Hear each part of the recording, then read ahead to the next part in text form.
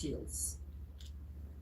Among this group are members of the Proud Boys, some of whom, like Dominic Pizzola, who was recently indicted on federal conspiracy charges we will discuss later.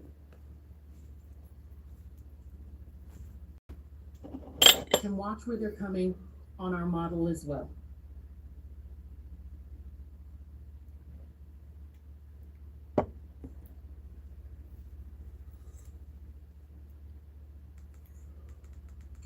In this security footage, you can see Officer Goodman running to respond to the initial breach.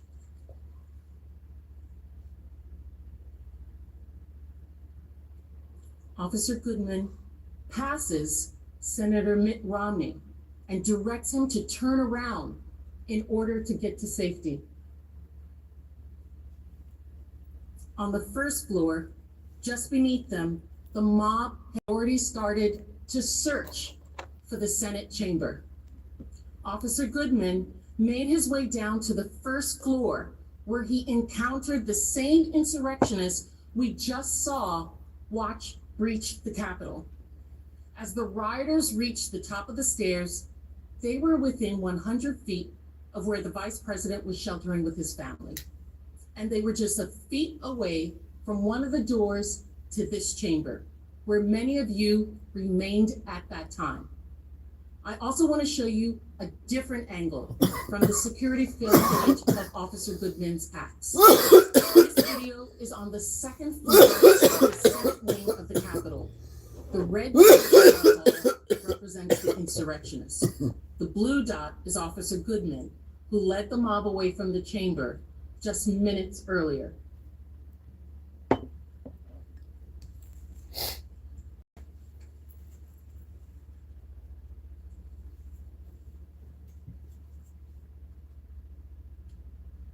On the left-hand side of the video, just inside the hallway, is the door to the Senate chamber. And watch how Officer Goodman provokes the rioters and purposefully draws them away from the door to the Senate chamber and towards the other officers waiting down the hall. The rioter seen carrying a baseball bat in this video is the same one we saw moments ago breaching the window on the first floor. While all of this was going on, Vice President Pence was still in the room near the Senate chamber. It was not until 2:26 that he was evacuated to a secure location. This next security video shows that evacuation. His movements are depicted by the orange dot in our model. The red and blue dots represents the location where the mob and Officer Goodman were, and where Officer Goodman led the mob away from the chamber just moments ago. You can see Vice President Pence and his family quickly move down the stairs. The Vice President turns around briefly as he's headed down. As Pence was being evacuated, rioters started to spread throughout the Capitol. Those inside helped other rioters. Good morning, sleeping politicians and Americans. Around this is your first day of mockery. Let me read you something, since we sleeping Americans have so conveniently forgot what our President of the United States did to America. But let me give you a little note here. Something that was written by what you call a forefather, Thomas Jefferson, March 6, 1781, and I laugh. We the people of the United States, in order to form a more perfect union, establish justice, ensure domestic tranquility, provide the common defense. I'm looking here at an insurrection and a sitting U.S. president. Common defense, promote the general welfare and secure the blessings of liberty to ourselves and to our posterity, do order and establish the what? Constitution of the United States of America. March 3rd, 1807, Thomas Jefferson. Fast forward, January 6th, 2021, which we don't talk about. This happened. Entire building. About the same time, Capitol Police announced the Capitol had been breached. So basically, the government can violate your rights, incite citizens to storm the national capital,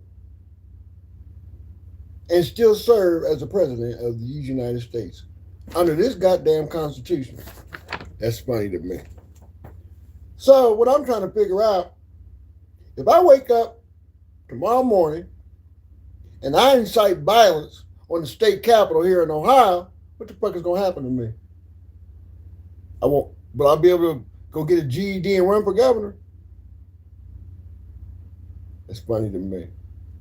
Should be funny to you too, but it's not funny. Countless lives were lost. People were violated. If Obama would have done that, it's the closest thing to a black president we've had.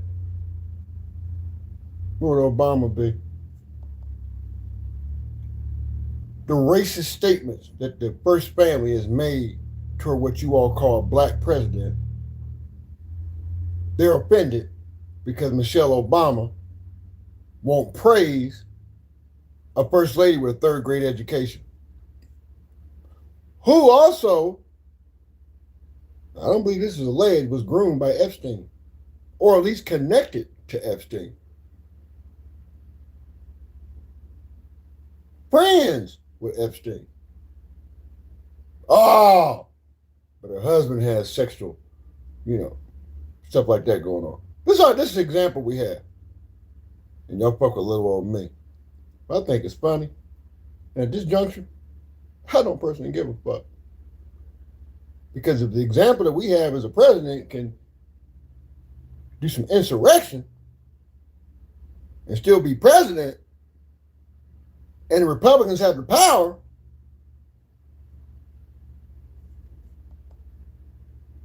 that's okay. I think it's okay too. Can we continue? Speaker Pelosi's staff heeded the call to shelter in place. This is not alleged. This is history. American history. This is your history. American history. Veterans in Ohio. I don't hear nobody replaying this shit. But it happened. It's in the history books now. And y'all keep persecuting me, violating all my goddamn rights. I'm supposed to keep my mouth shut. Well, when you're ready, come pick me the fuck up. And let me stand before somebody and say what the fuck I really feel. Can we continue? Model, you can see the riders in the rotunda in red and the speaker's office again in orange. So this is a security video, so there is no sound. God bless America and nobody else. As you can see here, the staff moves from their offices through the hall and then enters a door on the right-hand side. Mm-hmm. That's the outer door of a conference room, which also has an inner door that they barricaded with furniture. This is not content creation. I'm watching this literally, like you all watched it on the news that are sworn to officers and officials and police and all this. I'm watching this, rewatching this, reliving it.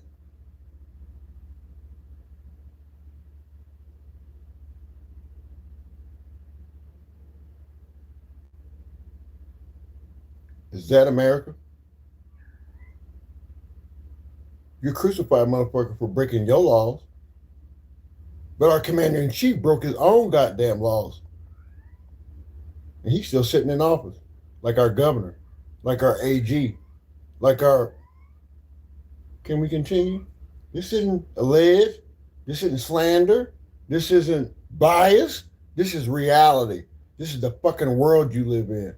And you all okay with that. And there's something else? White folks. Don't get me making racist statements. We can go there. Because you guys do it all the time. And then get promoted for it. Ain't that something? The staff then hid under a conference room table in that inner room.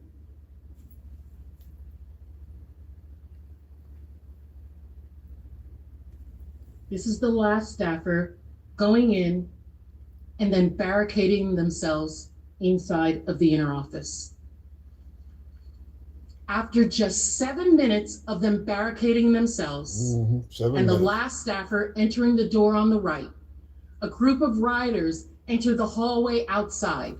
And once inside, Why do we even have civil rights? Why do we even have law enforcement? Why do we even have a fucking government when the head of government is a criminal? That's not alleged.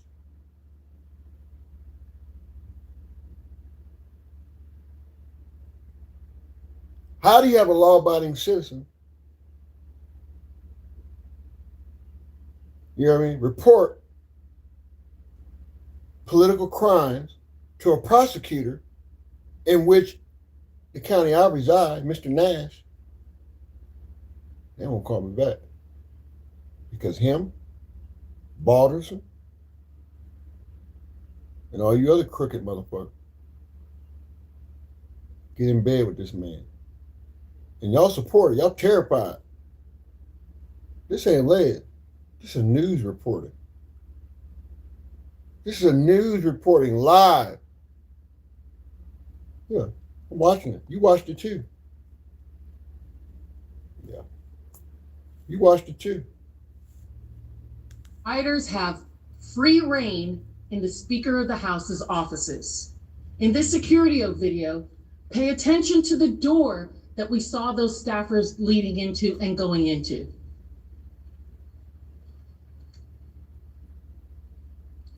Now, a young black man just got convicted.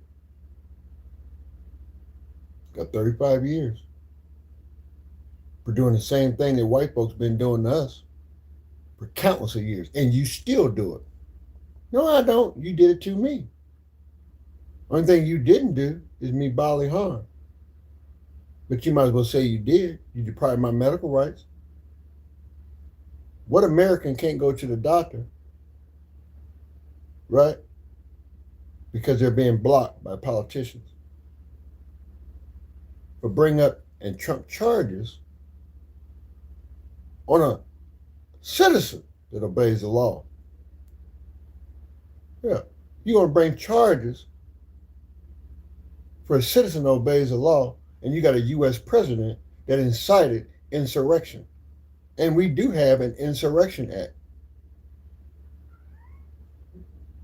don't we? And it was amended, what, in 06 and then again in 07, something like that. If I got the numbers right, if I don't, who gives a fuck? Those laws were in place, and our commander-in-chief broke that law, and you all still voted for the motherfucker. And I'm sitting here doing what the law tells me to do, and you allow criminals to go out and bring trumped up charges on me and think I'm terrified and I literally give a fuck. I don't. Because you don't give a fuck about me. One of the riders you can see is throwing his body against the door 3 times until he breaks open that outer door. Luckily, when faced with the inner door, he moves on. Bush wouldn't allow this shit to happen, and I ain't like him either. Reagan wouldn't allow this shit to happen. That's something. We've had a couple businessmen as president, and you didn't let them run 2 terms. Jimmy Carter was a businessman, although he was a Democrat. He was a businessman. But you let the Apprentice Showtime entertainment man go as far as insurrection. That's okay. It's because his skin is pink. Is that what it is? So I don't want to hear nothing about no violation of civil rights, violating, talking about public officials, and you let the commander-in-chief do this shit. A white man. Another rider later tried, unsuccessfully, to break through that inner door. At this point, the mob had already broken into. Oh, I'm laughing. I look pissed, but I'm laughing right now. I'm laughing inside. I'm laughing. I'm really laughing. Because it's a fucking joke. It's a real joke. This is the real goddamn Looney Tunes. This is the real Heckle and Jekyll, Bugs Bunny Roadrunner show. I just read to you a law that was put in place in 1807. The Constitution. And I'm watching here goddamn insurrection. I'm watching it like you did. Yeah, like you did. And then we got motherfuckers in the office, like Jennifer Gross, a vet, sworn to protect and serve, foreign and domestic. Is that what y'all did? And then after you, God bless America. And he is going to bless you. Speaker's formal conference room that is in the back of the hall at the top of the video. Guess what? I've already made history. I'm going to go in the history books. A retarded black man attacked by criminals, sworn public officials, and the government. Courtesy of our taxpayers. And there's something else. What's so funny is, I want you to read, not just the preamble, I want you to read the whole situation. And then what else I want you to do? I want you to compare year by year since 1807, what the fuck has happened to American people. That's what I want you to do. Because we've never seen the likes of this type of government. Ohio, I don't think has ever been in this kind of shape. And I haven't laughed so goddamn hard and woke up after drinking so goddamn much and not have one hangover, and I feel like I haven't slept, and I got so much goddamn energy in my jaws. But I ain't gonna cuss you out. I just want to remind you. So this happens to be my last day on earth because somebody ran up in here and blew my goddamn head off with a badge. Or we got a goddamn U.S. president and a goddamn sitting governor that does this bullshit. Let's see how y'all feel when your family members get affected by this bullshit. Because trust and believe, whether it's from goddamn Oval Office or down here on Capitol in Columbus, Ohio, somebody is going to federal penitentiary. If you think I'm lying, at your general election, you shall see shortly after, when they get this power, who the fuck the joke is on. Don't you think people forgot about this damn insurrection? And don't you think if the Democratic Party get in power, that's when you're going to see all these goddamn Toms pop up like we shall overcome, and they're going to get on the goddamn airways and talk all this bullshit and get bold. No, you're supposed to get bold when the shit get tight, like I'm doing. The dummy, the ninth grader, at 55 years old, and bold enough to tell you how the fuck he feels about the laws you all have broken, but you want to bring up Trump charges on me. Fuck you, and pay attention. When you do it for that fight, our hands, ASAP, when you do it, we're proud.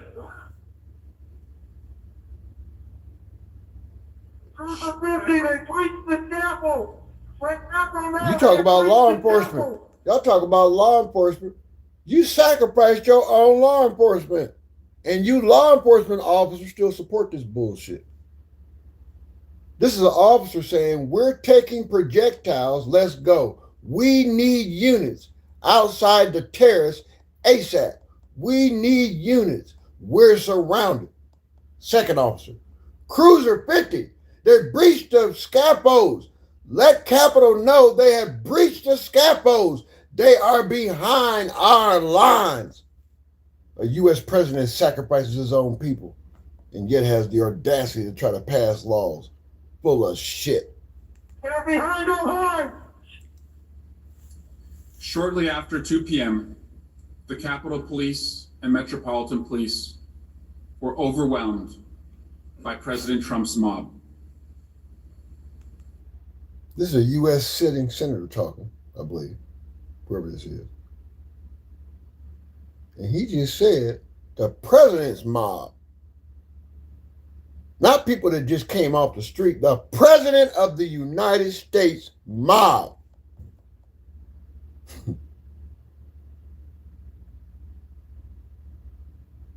It's serious, it's sad, but it's funny that you all pick and choose what laws you want to break. And you didn't break a state law. You broke something that was put in place as law, federal law, Insurrection Act, and you still operating. And you Republicans are scared as fuck. And you Secret Service scared as fuck of this man. And then as soon as y'all get in some trouble, he throws y'all under the bus. Time after time after time. Look at the Speaker of the House. He has no power. Mike has no power. They're thrown under the bus by the real slave master. You might as well get up and do a speech and call us all niggers, coons. You might as well. If you done this, you shouldn't be striking nobody's damn channel. You said some deplorable shit. But we supposed to guard our mouth for you, and you have set your own law enforcement up? You send troops to different cities? You break constitutional law? You allow your Secretary of Defense to commit war crimes? Your FBI guy to lie and refuse to take breathalyzer tests? Democrats gonna get y'all. Perimeters were broken. The Capitol had been breached. But first, let's go back to what was happening where Manager Plaska left off in the House chamber. Rioters who had entered the building through the Senate quickly spread out through the Capitol. Many headed towards the House and Senate chambers. By 2:25 p.m., rioters who were already in the building opened the east side doors of the Capitol Rotunda to let more of the mob in. They quickly flooded through the doors, overwhelming the officers. This is new security footage of those doors. And as before, the mob is identified with the red dot on the model of the Capitol. If you look closely, you'll see the first person through the door is holding a Trump flag.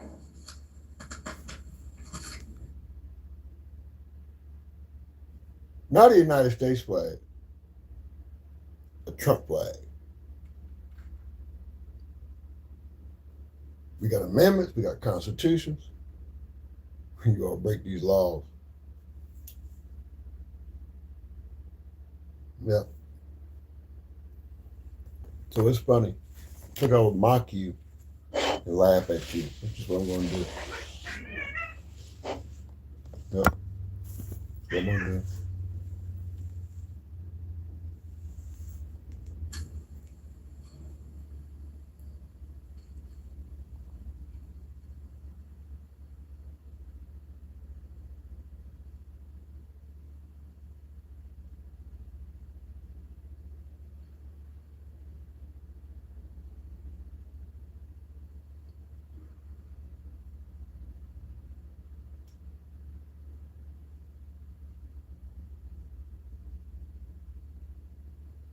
This is crazy. This is crazy.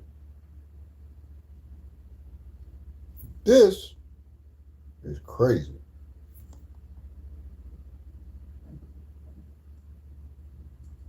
At the same time, just one floor below, the mob violently pushed through a line of Capitol police officers and overtook the area. We all know that area in the Capitol is the crypt. Inside the House chamber, a security officer suspended the floor debate to update members. Now the crypt is the rotunda, right? And it's the same place where some Supreme Court justice, U.S. presidents, high-ranking federal officials lie in state for their tax-paid funerals, and you disrespect that, you desecrate that, and you walk around as business as usual. Not only was this an insurrection, you really pulled the wool back and the covers back and allowed Jim Crow spirit to escape his crypt and infiltrate these United States openly, not privately no more, openly, and be racist. And then try to give guidelines to people to talk about y'all's crooked behinds, right? And then if you get too bold and say something, then they just manufacture charges.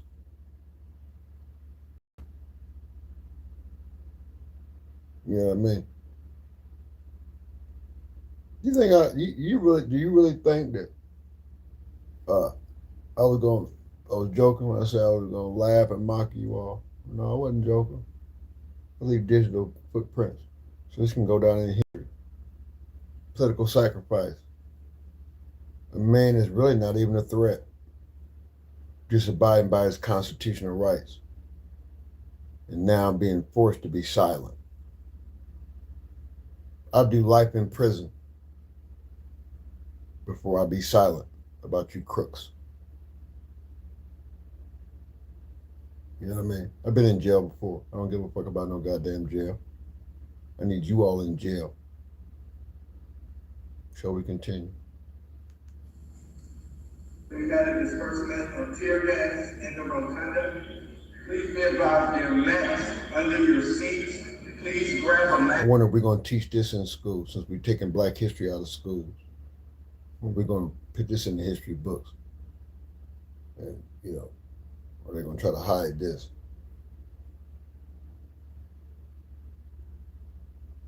Yeah. You throw somebody in jail for quote unquote disrespecting the American flag, and you got to lie and oath, perjure yourself, and then the American people have to wait until an opposing party comes in and exposes you for who you really are. This is nothing slanderous. These are facts. This is American history. This has happened. So how do you go from 1806 or 1807 or 1803 in March and then fast forward January 21 and this happens? I don't think we have any footage of people signing the Constitution, but we do have news footage of a U.S. president inciting an insurrection, and he's not being convicted. Matter of fact, he's still in office, trying to step in the law. And then we got a governor here that most likely supports him. We know Balderson does in Troy. We know that, Shall we continue with facts and this mockery of the U.S. government and the state of Ohio? Federal law has been violated. My rights were violated. People's lives were taken. And some of these same criminals got pardons. And if the Supreme Court hadn't had any integrity, you would have had a slush fund, and you would have been able to give reparations. Reparations to these same people that went in here and violated the U.S. Capitol. Not Ohio Capitol, the U.S. Capitol. And we got a man sitting in office losing his goddamn mind. And he's responsible for this. Oh, but nobody held him accountable. Because when it's time to be accountable, he has a flashback of The Apprentice and says, "You're fired." Please take your left and be prepared to don your mask in the event that we get a We were told there were tear gas masks underneath our seats and be prepared to grab them. Determined to keep the count going, Chairman McGovern called the House back into session. But only 4 minutes later, at 2:30 p.m., the House abruptly recessed. What we could not see from inside the chamber was that outside, the mob was growing larger and larger and approaching our doors. But we could hear them. This security footage, which does not have sound, shows a close-up of Trump's mob as they move toward the... Now, where are you men and women that sit in this hearing? Where are you today? Democrat and Republican, where are you today?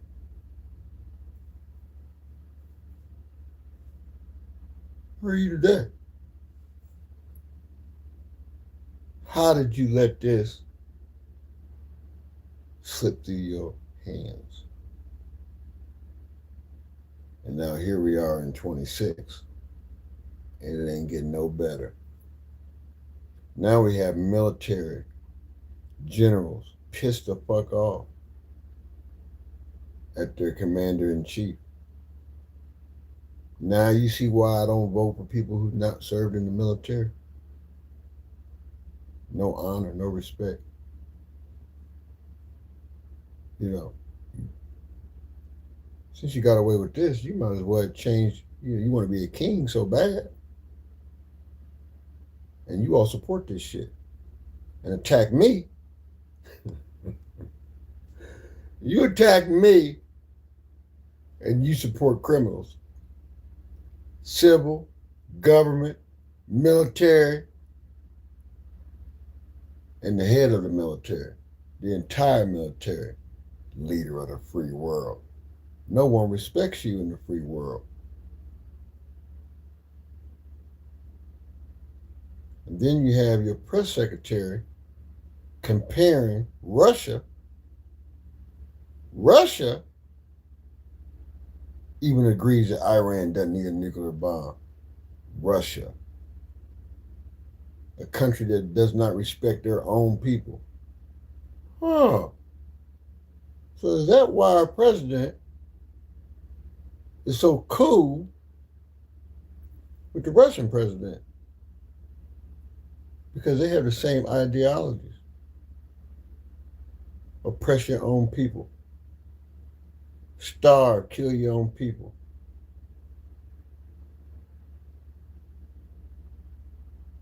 You know, allow public officials to be pedophiles.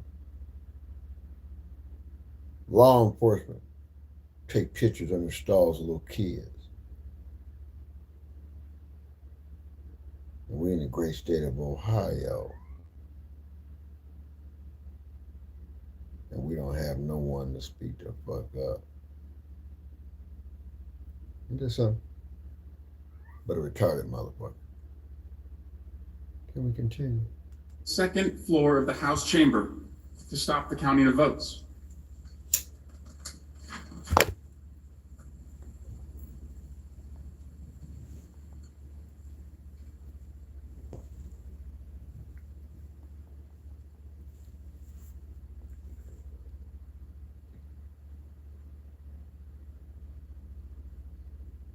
I wonder if I did something like this, would I be able to run for public office? In the back of the group, you see one Yeah, individual carrying a Stop the Steal sign.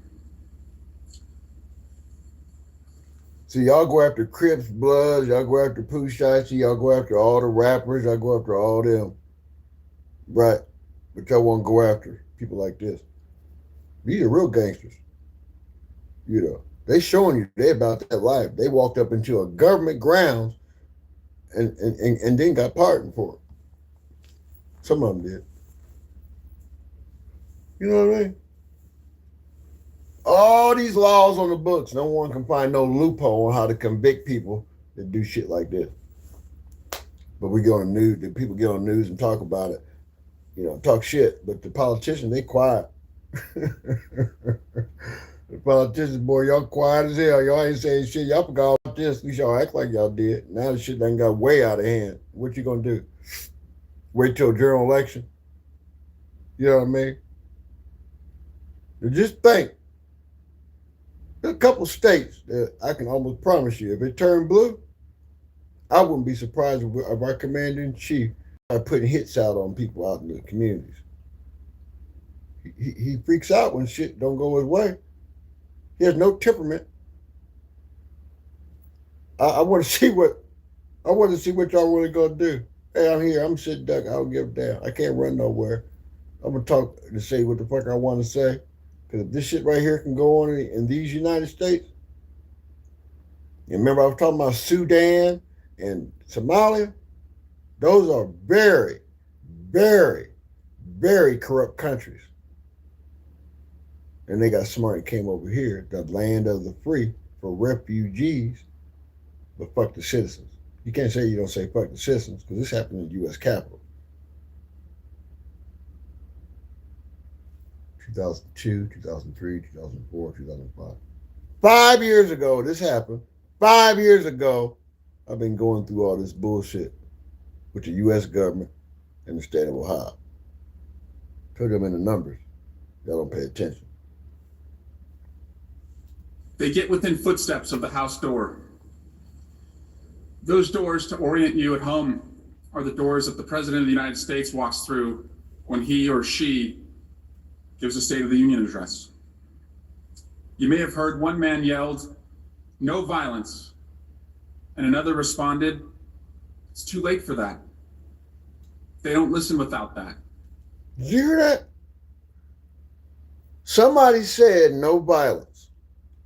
Someone that's in there committing insurrection against the United States government says this is the only way they respond. Those are facts. Somebody's been reading, somebody's been watching. That criminal-minded person that made that statement told the damn truth.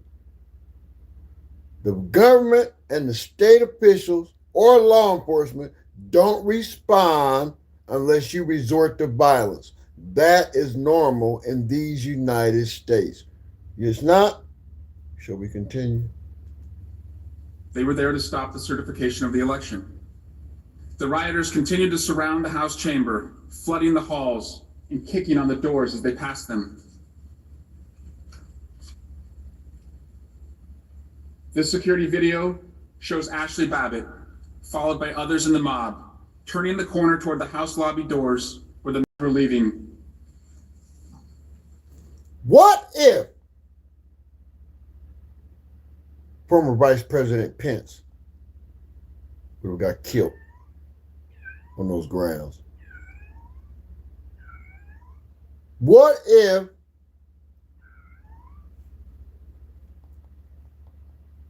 do you see the seriousness of what our nation is in and you all think this is a game?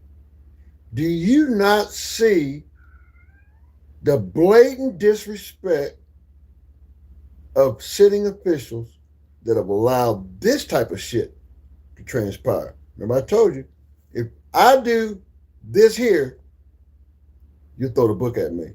You can't throw the book at me now because I ain't violating no laws, but you've been actively trying. It's not a secret. I'm not stupid. I just look this way.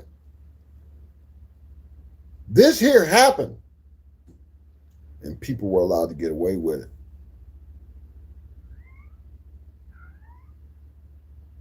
Overreach, mouthpieces. This, I believe there are some lives taken. I believe clearly this is a violation of federal law.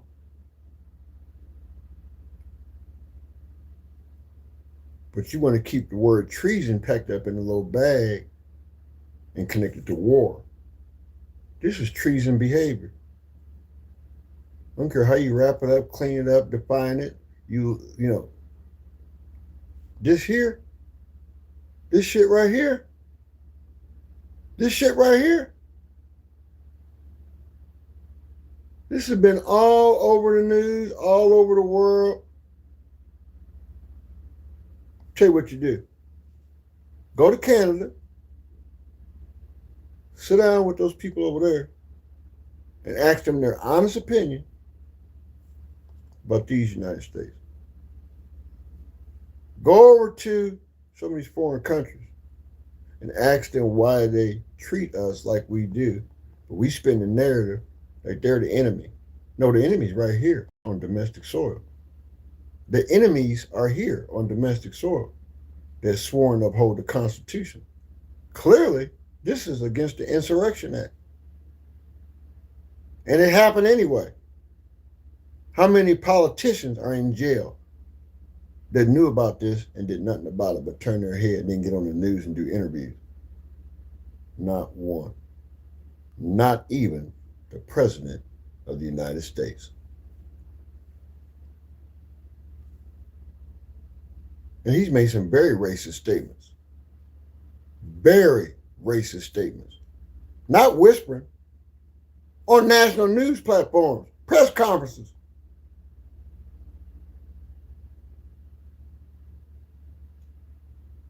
And that's something. And that's okay. So, what do I need to do? You know, you've been watching me, you've been bothering me, harassing. All I'm trying to do is exercise my rights. Well, I was trying to exercise them. I'm exercising these rights coming out my mouth right now and reminding you, because I'm rewinding the tape, on what's getting ready to transpire and what's led up to it. Pay attention.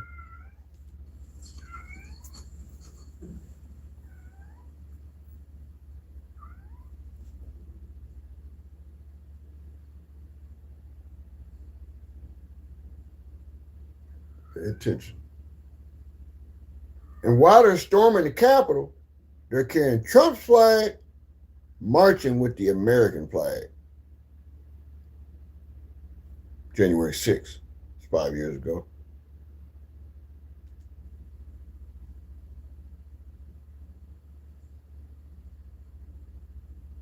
And you know what's so significant about this date? That's the date I was rushed to Grant Hospital. January 6th, 2022. That's the exact date. Because I had poison running all through my face, and the whole right side of my face was closed.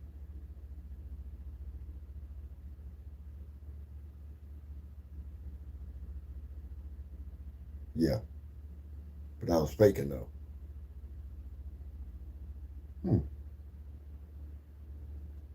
Well, don't say I didn't tell you, because I did. Let's continue.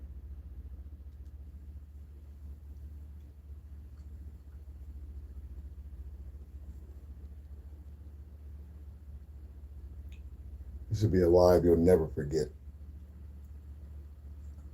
Minutes later at 2:44 p.m., Ashley Babbitt attempted to climb through a shattered window into the House lobby. To protect the members in the lobby, an officer discharged his weapon. Inside the chamber, representatives Shout out to that officer that attempted to protect the people. staff, and journalists remain trapped in the gallery. Did you hear that? Trapped. Not R. Kelly trapped in the closet.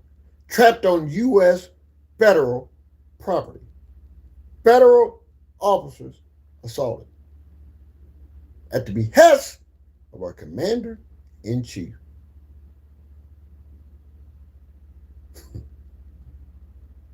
This is some fucking real, outlandish, violent, racist shit. And laws were violated. People's heads were turned. The floor above the House floor and heard the gunshot. My colleague, Representative Dan Kildee, produced this recording. Yeah.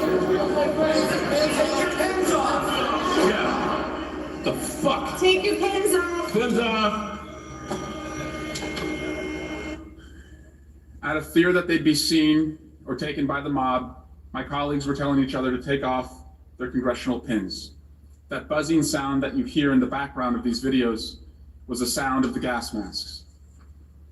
It was not until approximately 2:50 p.m., about 6 minutes after the shooting, downstairs, remaining members, staff, and journalists in the gallery were finally able to flee. In this security footage video, you can see them exiting, Many members are still wearing their gas masks. They walk just feet away from where Capitol Police are holding an insurrectionist at gunpoint. Just minutes earlier, that insurrectionist had tried to open the gallery door and thankfully was stopped by a tactical team. If that door was open and they had breached that gallery, what will we be talking about today?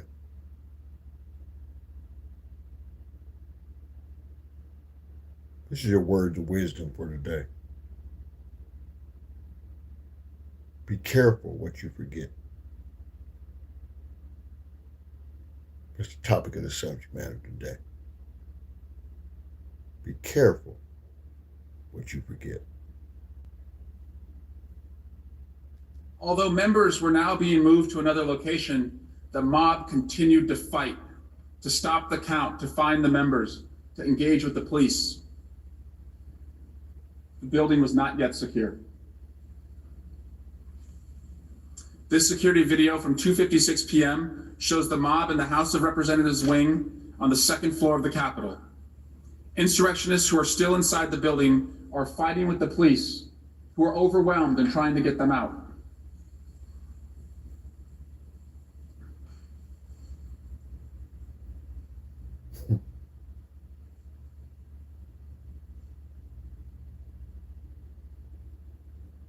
And as you know, the threat to the Senate was no less than that of the members of the House. The mob approached the Senate with the same purpose, fulfilling President Trump's goal of stopping the count, delaying the certification of the Electoral College votes of the American people. As you heard from Manager Plaskett, Vice President Pence was moved away from the area near the Senate chamber around 2:25 p.m. By that time, rioters had breached several areas close to this chamber, and they were flooding the hallways just outside and nearby. The Senate chamber was not evacuated until 2:30 p.m. The mob had been in the building for more than 15 minutes. This new security footage of the senators and staff leaving the chamber will be displayed on the screens. It is silent.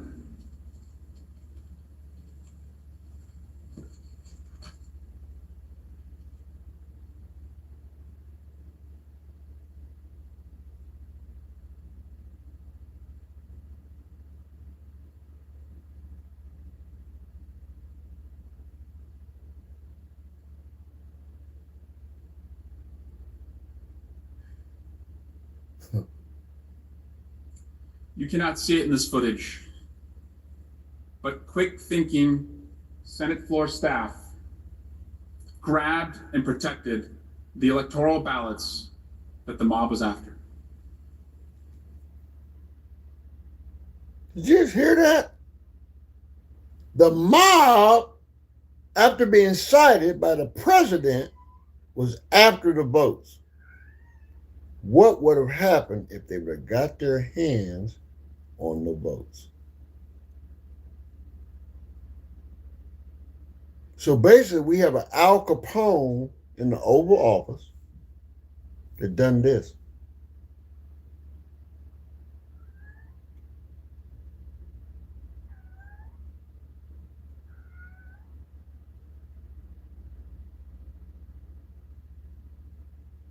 Be careful what you forget. But I promise you, I'm going to help you remember. We're going to rewind some tapes. We're going to rewind some tapes. And then when you decide to come out here and assassinate me,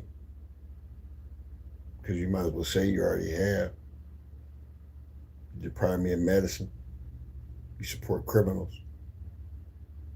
And it's funny, and I don't give a fuck. Let's continue so you can remember this day. Those of you who were here that day will recall that once you left the Senate floor, you moved through a hallway to get to safety. That hallway was near where Officer Goodman had encountered a mob and led them upstairs and away from the Senate chamber. You know how close you came to the mob. Some of you, I understand, could hear them, but most of the public does not know how close these rioters came to you.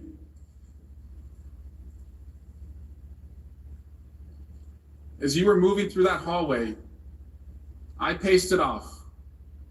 You were just 58 steps away from where the mob was amassing and where police were rushing to stop.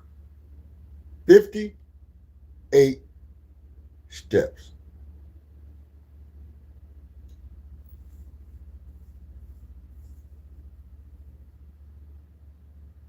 Are you hearing the words that come out of this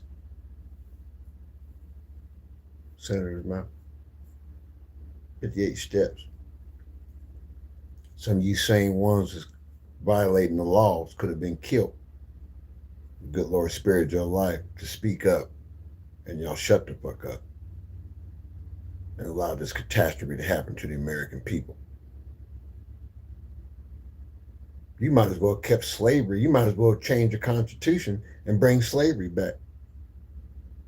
That's what the fuck you doing. But you're not only doing it to black people, you're doing it to white folks too. So who's really overcoming? White folks.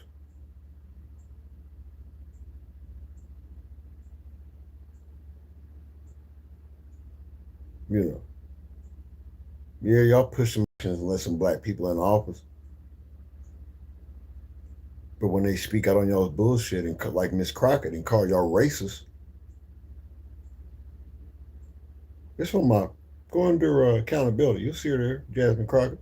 She called all y'all racist in open session. And you are racist. And you break the fucking law. And then you smile in front of the cameras and collect all this goddamn taxpayer money. And then use all that corrupt power to come fuck with me.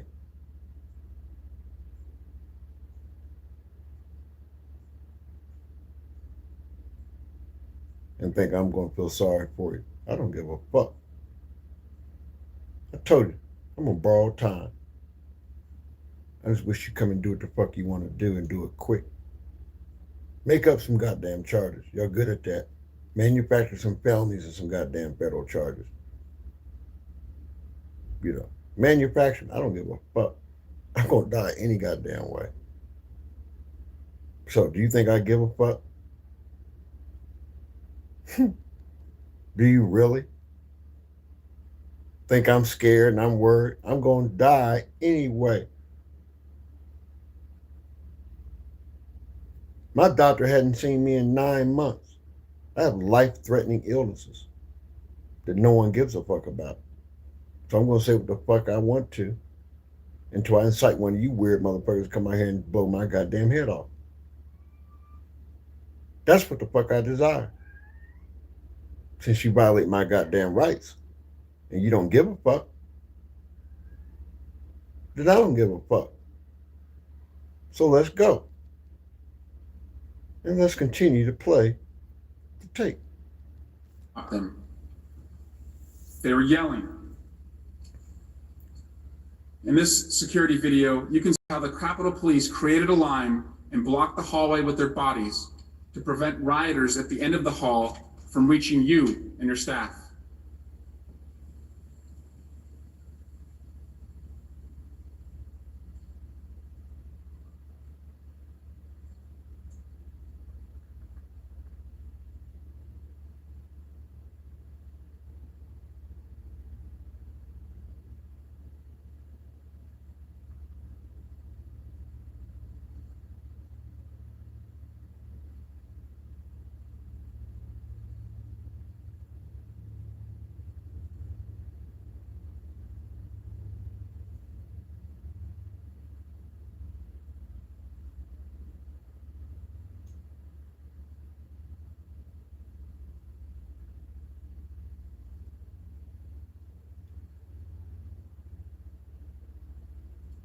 Additional security footage shows how Leader Schumer and the members of his protective detail had a near miss with the mob.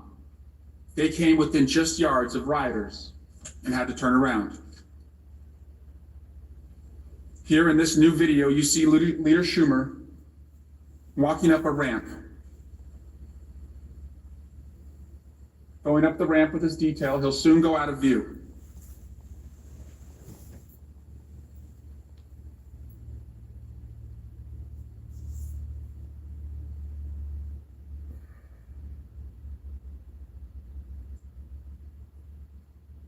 Seconds later, they return and run back down the hallway, and officers immediately shut the door and use their bodies to keep them safe. At 2:45 p.m., shortly after senators were ushered to safety from the Senate floor, insurrectionists reached this Senate gallery. As horrific as it was, 140 officers injured, 3 officers who ultimately lost their lives. We all know that awful day could have been so much worse. The only reason it was not was because of the extraordinary bravery of the men and women of the Capitol Police and the Metropolitan Police Departments. For hours and hours, these insurrectionists were in hand-to-hand combat with these brave men and women.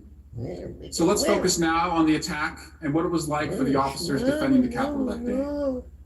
And again, I want to warn you that the following audio and videos are graphic and are unsettling. But it's important that we understand the extent of what occurred. Here's an audio recording from the radio traffic of the DC Metropolitan Police Department describing the violence. Cruiser 50 and County were still taking rocks, bottles, and keeping the flag and now cold. Cruiser 50, the crowd is using munitions against us. They have their straight in the crowd. Munitions. Is that guns? They're spraying the crowd.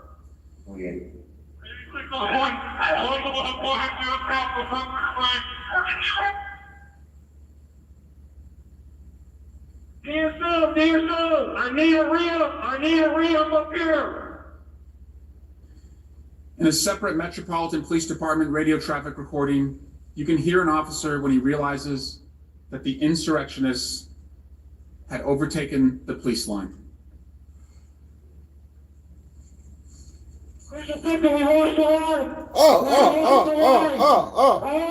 The same police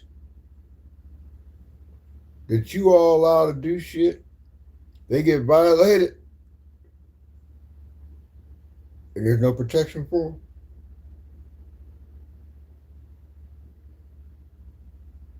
You law enforcement go out here and do all this shit, and your commander-in-chief allow you all to get violated, and y'all still support that? Yeah, crooks. Y'all back is weird. Stupid. This is the police screaming for help.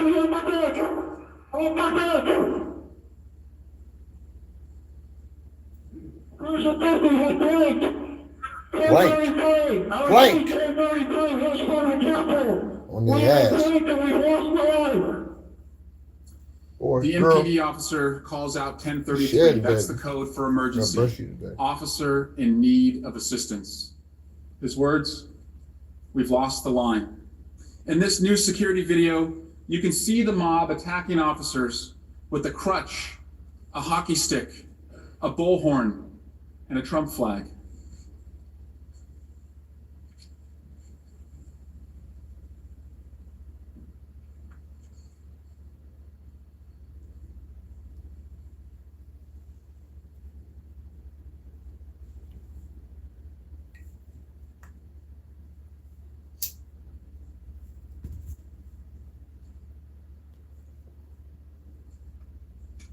You tired?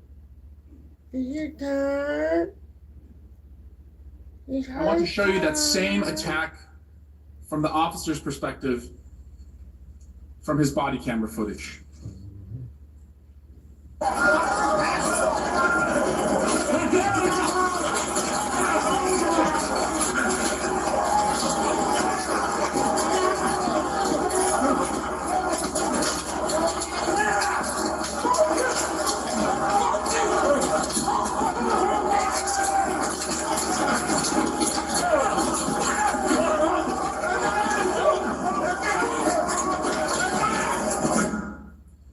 This body camera footage is from 4:27 p.m., over 2 hours from when the Capitol was first breached. The attack on police that afternoon Listen to these was numbers. constant. Listen to these numbers. Metropolitan Police Officer Michael Fanone, a 20-year police veteran with 4 daughters, was part of a line of officers protecting the Capitol. He was one of 3 officers that the mob dragged down the stairs. When they dragged him, they stole his badge, his radio, his ammunition magazine, and they tased him, triggering a heart attack. Around 4:30 p.m., hours into the Capitol riots, Officer Daniel Hodges was protecting a West Side Capitol entrance when rioters who were trying to stop the certification trapped him between 2 doors. Rioters crushed Officer Hodges. He was wedged in the doorway, blood dripping from his mouth. He was struggling to breathe, all while the insurrectionists hit him. Officer Hodges' experience reminds you of what he and many other officers experienced that day, what they went through. This is America. We're also reminded of the 3 officers who lost their lives. Let's rewind the tape. Capitol Hill Police. It's no coincidence then that President Trump finally gave in and went out to the Rose Garden at 4:03. His staff had prepared a script for him to read, but he refused to use it. As you can see on the screen, you can see the script is stamped "President has seen." The script said, quote, "I'm asking you to leave the Capital Region now and go home in a peaceful way." The president was urged to stick to this script, but he spoke off the cuff. Eric Hirschman and Nick Luna went with the president to film the message Reported by CBS News. in the Rose Garden. Let's hear what they had to say and see the never-before-seen raw footage of the president recording this video message. Ultimately, these remarks that we're looking at here in Exhibit 25 were not the remarks that the president delivered in the Rose Garden. Do you know why the president decided not to use these? I don't know, sir. No, I do not know why. Did the president? This the voice you hear is Mr. Nicholas Luna. This is the law. This is the United States that you all believe in. This is the United States that's allowed to do this, all these atrocities and all these federal laws and all these constitutions being broken. I told you, the government don't operate by church constitution. Church of God in Christ don't operate by constitution.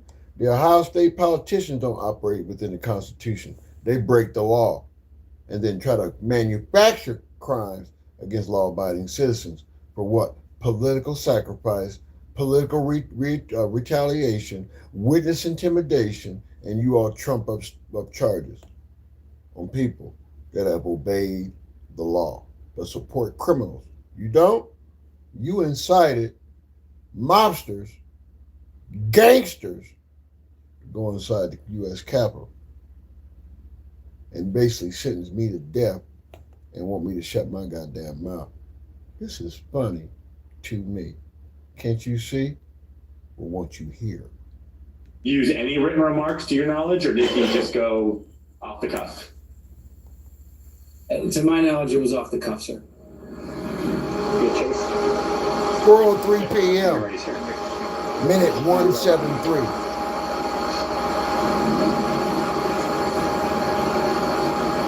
You tell me what. When you're ready, sir. Don't worry about it. That's just TV, Who's behind me? He's gone. He's gone around. We're all clear now. I know your pain. I know you're hurt. We had a election. Let me see. I know your pain. I know you're hurt. We had an election that was stolen from us. It was a landslide election, and everyone knows it, especially the other side. But you have to go home now. We have to have peace. We have. These people go in and tear up the U.S. Capitol. Now you're talking about peace. After your vice president, well, we don't get all that. Y'all seen it. Now you can hear it. See, this ain't hearsay. This ain't alleged. This ain't slander. This ain't bias. These are facts. Our commander-in-chief did this, and he's still the commander-in-chief, and you fuckers in Ohio have violated every constitutional right that I can even think about talking about. But we got immigrants over here from major corrupt countries robbing us, and they get the red carpet. Until it hits a certain number, like millions of dollars. And not only that, not only they come over here and rob us, some of them are sitting in public office, supporting it, helping manufacture the fraud from these said countries. You don't believe it? I'll be playing the tapes all day today so you can hear, and see. Well, I think you Republicans are sitting ducks now in goddamn hot water. So I'm going to remind the American people what you all did, what you're doing, and then I'm going to show you what these Democrats are going to do y'all's ass. It's a beautiful day. This is your words of wisdom for today.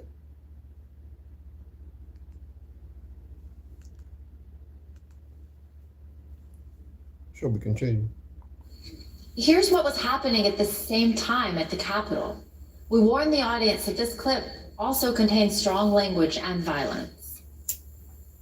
Keep pushing, don't lose the momentum. Don't lose the momentum.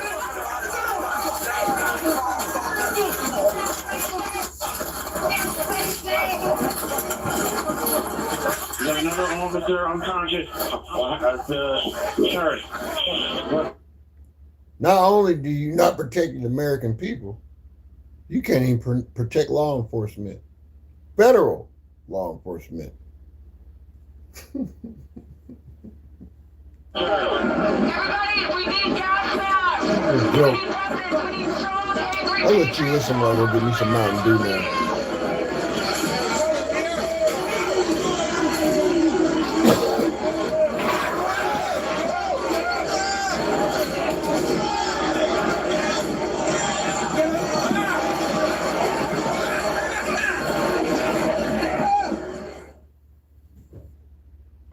We will never give up. We will never concede. It doesn't happen. And after this, we're going to walk down, and I'll be there with you. We're going to walk down to the Capitol.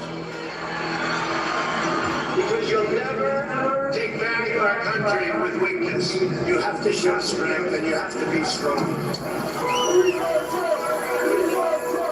Mike Pence, I hope you're going to stand up for the good of our Constitution and for the good of our country. And if you're not, I'm going to be very disappointed in you. I will tell you right now.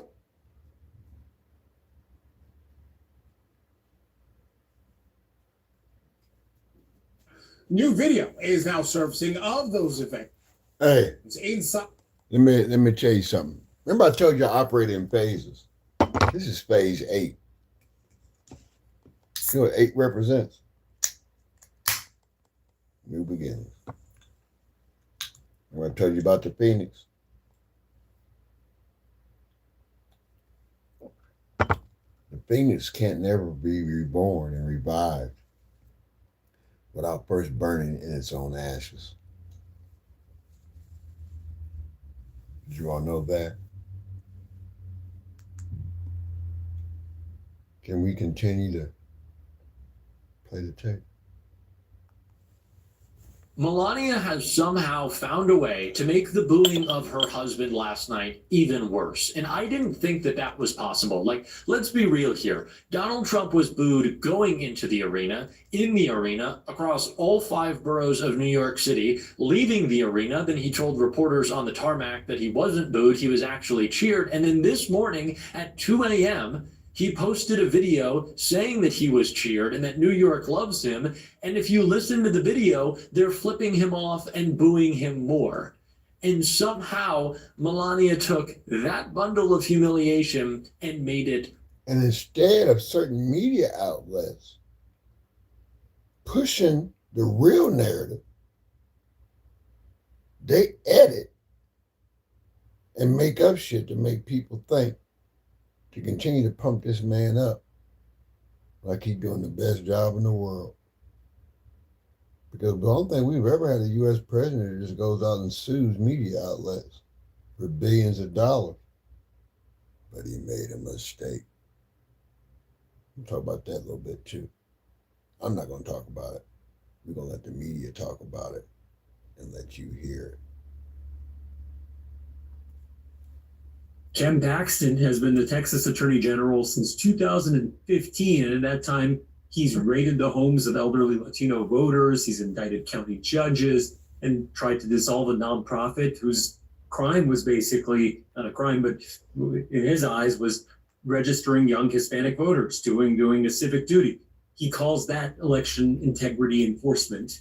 A federal judge has called it bad faith. Now he's running for U.S. Senate, and the votes he's been targeting may decide whether he wins. So we're going to talk about that today. We're going to talk about election integrity. We're going to talk about all the various litany of laws that Ken Paxton may be violating or may have violated by doing what he's done. I'm Sean Kernick, and I'm joined.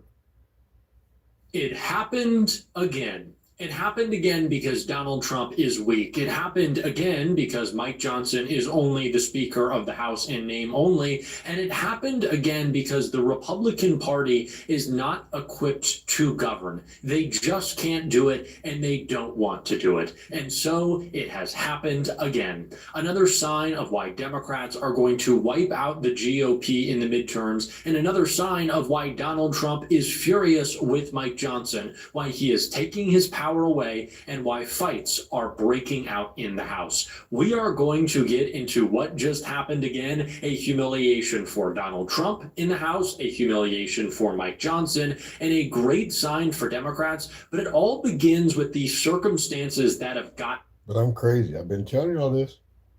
I've been telling you Republicans, wake the fuck up and do your job. Too late now. Can we play the tape?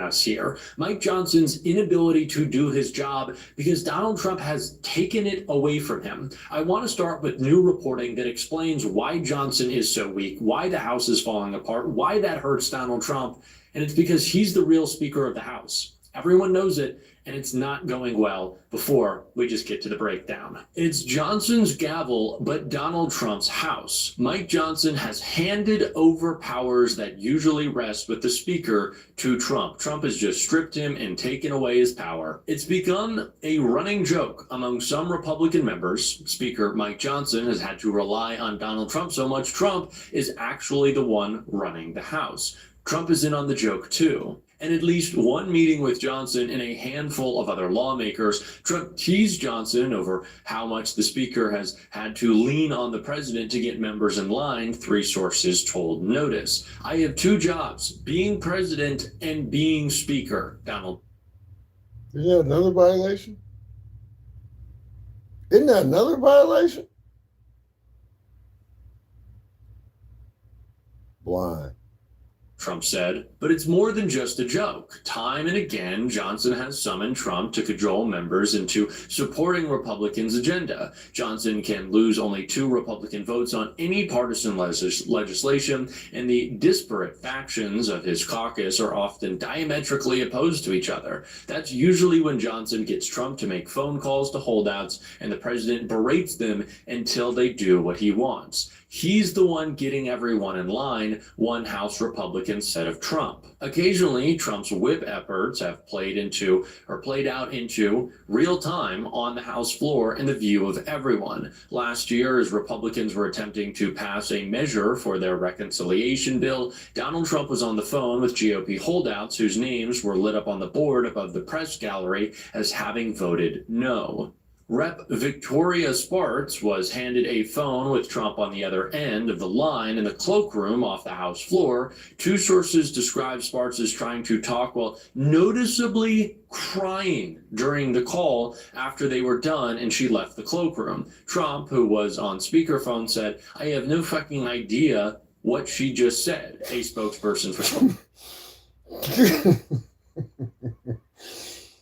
The president of the United States is cussing out on the phone, speakerphone. Arch disputed the account as incorrect, but said she does not share her private conversations. When Johnson was trying to hold on to the gavel in January last year, Trump actively called the members who had voted against the speaker and convinced them to flip their votes. But it's not just winning votes. At times, Johnson has handed other powers that usually rest with the speaker. According to two sources who spoke with notice, Johnson has in several instances directed members seeking to bring legislation to the floor to obtain the administration's approval first. It is a total shrinking of responsibilities to the White House, another House Republican told Notice. Everything has to be preordained and pre-blessed, and there's very little that we're able to have on our own will. We should be empowered to pass our priorities, not just follow what the mandate of the day is. A senior GOP aide pushed back on the idea that relying on the president is a bad thing. Well, considering the approval of the Republican Party in Congress, I wouldn't say that it's a great thing. Donald Trump wants complete control over everything all the time. But the problem with that for Donald Trump is he's not even in control of his own body. Like, I wouldn't be surprised if, or actually, I think he did in the past poo-poo his pants in the Oval Office. He's not in control of his ability to stay awake, of his brain, what comes out of his mouth. So how could Donald Trump also be in control of the White House, the Senate, and the House? He just can't do it. And so Donald Trump sees vote after vote fail because Mike Johnson is not able to keep control and nobody actually believes that he is in control. So they blow past him. And unless it's Donald Trump whipping the vote, everything falls apart. And so while Donald Trump is asleep, the House is in chaos. Fights are breaking out. All hell is breaking loose. And it just did again with another discharge petition. It happened again. Shout out to Jack. House GOP defectors advance labor petition hours after leaders begged them to stop. And yet another blow to House Republican leadership, 9 GOP lawmakers broke ranks to advance debate on a discharge petition for a labor rights resolution. The proposal, noted independent congressional reporter Jamie Dupree on Twitter, sets strict timelines for businesses and newly certified labor unions working on a first contract. It's the latest in a long line of discharge petitions either taken up for debate or adopted outright in this term of Congress, driven by razor-thin margins dividing Republicans and Democrats and a set of GOP leaders who have frequently failed to enforce party unity. Other discharge petitions included one that forced the release of the Epstein files and another that called for a 3-year extension of the ACA subsidies. All of this came just hours after House Majority Leader Steve Scalise, a Republican from Louisiana, publicly pleaded with his caucus to stop bypassing them and signing to discharge petitions. I don't support that process. What, the process of the House? Said Scalise to reporters. I mean, look, we have committees and the committees do hard work. And, everybody's got their own bills that they might want to move. And, as the majority leader, when people come to me and they want a bill moved, I tell them the first thing I always tell them is go talk to the chairman, work through the committee process. That is what the regular order is around here. But there is no regular order. The regular order is corruption, intimidation, fraud, embezzlement, war crimes, all under the Constitution. Get rid of the Constitution. Y'all do what the fuck y'all want to do. It don't matter. The rapid proliferation of discharge petitions, GOP leaders insist they are still. And you wonder why people do not trust government. Why I'm not going to say we, I'll speak for myself. Why I don't trust government? Why I don't trust law enforcement? Why I don't trust elected officials? Because you all are criminals. You are the real criminals. Not the Crips, the Bloods, not the murders. Pedophilia now, that's a trophy. You all love that. You got people in office that commit those kind of crimes and no one protects the children. You got people who can't read or write. This is America. We got sitting politicians that rub elbows with opposing countries, but do business with them. We have members of the first family that receive government contracts. Oh, that's public record. Eric Trump, Don Trump.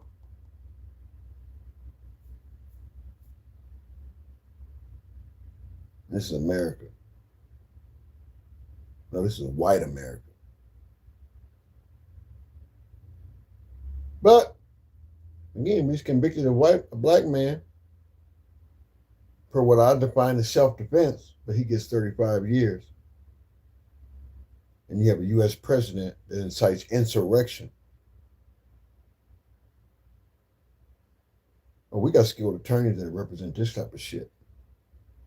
But we got a young black man now, graded 35 years, for killing a white man. It's that Jim Crow shit. You know, it's that Jim Crow shit. On command of the caucus, with House Speaker Mike Johnson insisting to reporters at the end of last year that, in his own words, I have not lost control. I have not lost control is the thing that you say when you have lost control. Facts. And Mike Johnson has. He has lost control over his Republican caucus. He has lost control over the speakership. He has ceded the control to Donald Trump, and Donald Trump is eating hamburgers and falling asleep. So who's in charge of the House? Nobody. It's why there's discharge petition after discharge petition. It's why somehow there's been no accountability for Tom Keene, who's been gone for more than 3 months with no explanation of his supposed health crisis, although he is still trading stocks and sending tweets. It is literally congressional weekend at Bernie's for Tom Keene, profiting off of his position. We're still paying him our taxpayer dollars, and no one said a word. Mike Johnson won't answer. I've got more to say about how this all affects Trump and what it means for the midterms. I do want to stick with that little committees bit that we heard, right? Go through your committees. Go through your committee chair.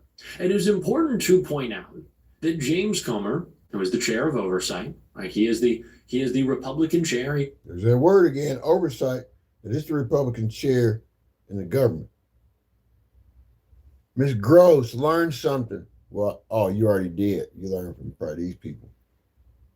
Lieutenant Colonel Jennifer Gross, grade 05, U.S. retired Armed Forces. Oversight. Nurse practitioner. Is in the majority, has quite literally, and Robert Garcia will tell you this, and he has on my show time after time after time, and so is Maxwell Frost, said that that committee is effectively shut down when they hold hearings on the Epstein files, when they interview witnesses. It is from my pedophiles not entered into the congressional record, right? They do not go under oath. Bondi didn't, Blanche didn't, right? They're not going to make any member of the Trump family who they could bring in, which they won't. They'll stop that. They've stopped it with Don Jr. They haven't allowed a subpoena to go out. He just married into the Epstein circle. The father of his new wife was Epstein's banker, who said he was a swell guy of the utmost character. This is what we allow? This is what we allow? The president hides the files. The son marries into the family. Or, you know how that works.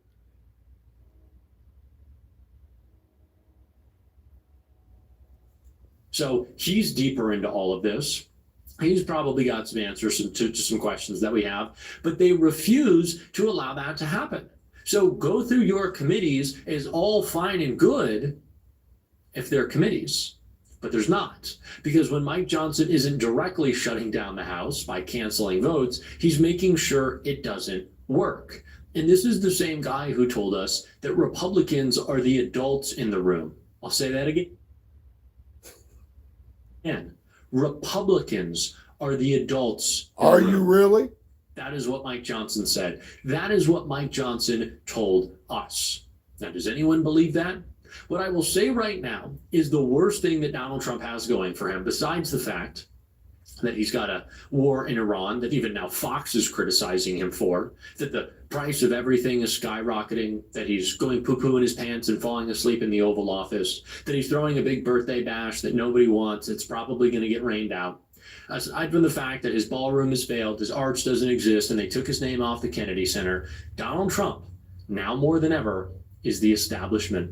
Donald Trump always framed himself as anti-establishment. He was a New Yorker with a gold toilet who lived on Central Park South, but he was still outside the system. That's what he always said. Now, Donald Trump very much was the system, a system that allows dark money to influence our politics, a dark money that allows Donald Trump to take billions from Elon, from the Israel lobby, from the oil lobby. Donald Trump is a part of a system, of course, that means he could buy his way, and he did, out of prison, that Donald Trump could evade accountability with the rest of the Epstein class.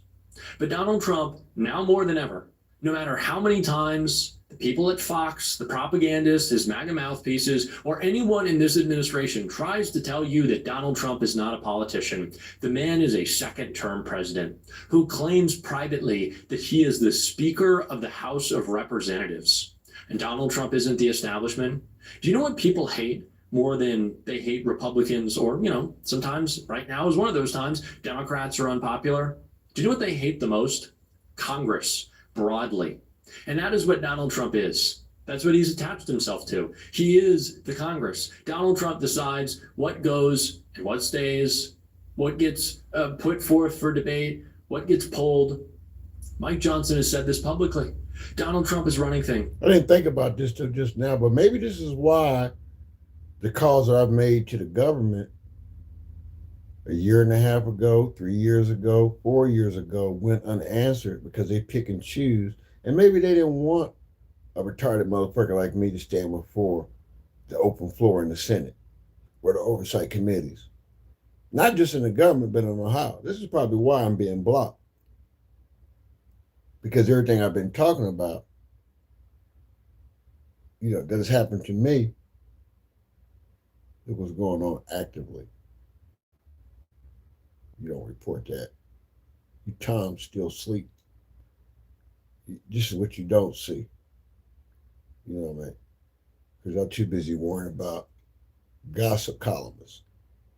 This is what's happening in America. The home of the free and the land of the brave, that's accompanied by cowards. Can we play the tape? And he's running them into the ground. Thank you, Jack. That is the current state of our Congress. Constantly shutting down, votes canceled all the time. People hate the Congress. People hate the institution, and they are absolutely right to. But who is the institution? It is Donald Trump. And the institution right now falling apart shows that he is as well. He is incredibly weak if MAGA does not listen to him. He is incredibly weak because his puppet has failed and has no authority. He is incredibly weak because Donald Trump doesn't even know what he wants to do. He is incredibly weak because Republicans right now would rather not show up at all than go and pass his legislative priorities, because they are that toxic. And that is Donald Trump right now. That is his administration, and that is what it will continue to be. And that is humiliating. And that is going to be incredibly, to say the least, damaging ahead of these midterms. Donald Trump doesn't have a majority right now, but he has an ability to block what Democrats want to do. Doesn't have an ability to pass something. Block, yes. Give it a couple of months. That won't be the case. And we are certainly going to look forward to that.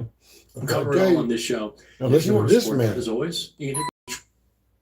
But I'm saying this to you, President Trump. The ball is in your court now. What do you have for me to do? I think you should repent. That's all. For all the evil that America has done to us, to the peoples of the world,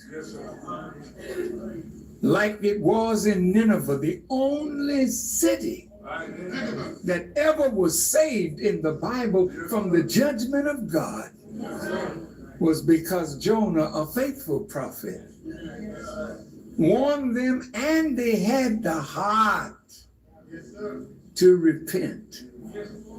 And Nineveh lived for 300 more years. We're at the end of America as you know it. We are at the end of America as you know it. That is Minister Louis Farrakhan standing inside the Watergate Hotel, the same building where a black security guard brought down a president, delivering what he called a final warning to Donald Trump. And what he is about to say next went further than any black leader in American history has ever gone on a public platform. He is going to tell Trump that America owes black people trillions of dollars. He is going to demand 8 states. And he is going to say directly to the President of the United States, if you do not give justice to us, you will lose everything you have, including your life. Is ready to fight you for our deliverance. Subscribe and turn on notifications. But you have planned to continue the work of your predecessors. Shout out to the Black Journal. Not Barack. Barack is out of it yet in it. Poor fella. He wanted to be Pharaoh. And he's not a good Pharaoh. I mean, the pot is not made for him. He tried out for it, and they gave him 8 years, you know, and look at the way they talked about him. We helped put him there. They called him a monkey. They mocked his wife and children. Mr. Trump down there tore up the White House, getting every aspect of him out of there before he moved in. You hate our shadow.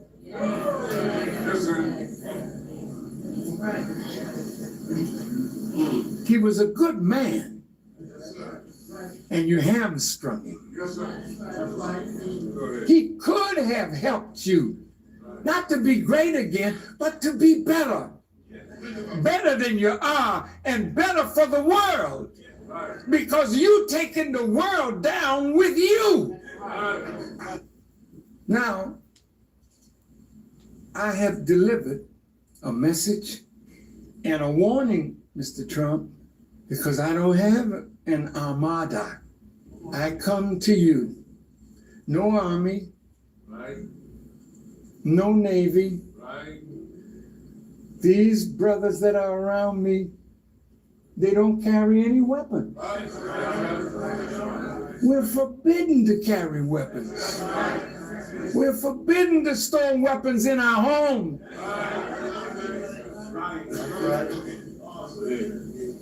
So if you want to kill us, we're here. You've been doing it. Killing me. Is that murder? That's a federal contract killing. That's a state contract killing. What I call it.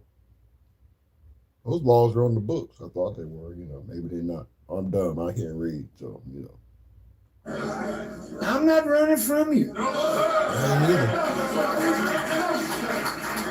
either. I'm running to you.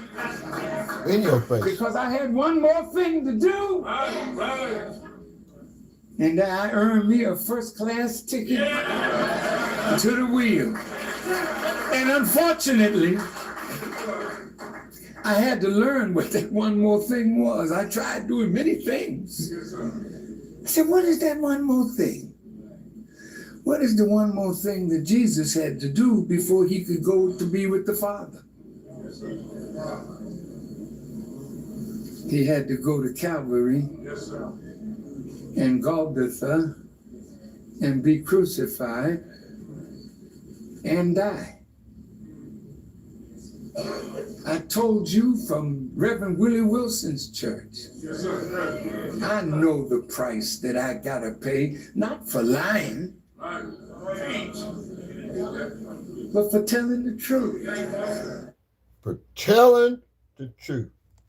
I'm facing political prosecution political retaliation, witness intimidation for telling the truth, while you all lie, violate children, violate the Constitution, desecrate the American flag that you all salute.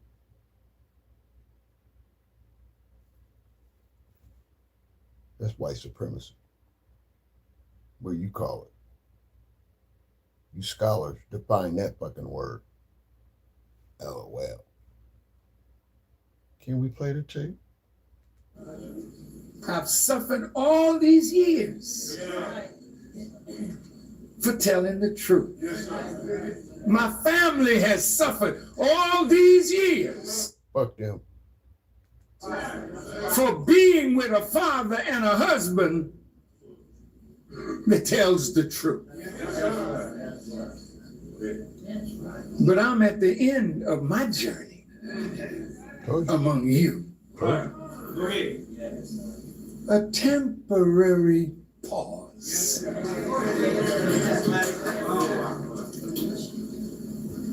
And when you hear that I'm gone, I will get away. You're not going to kill me.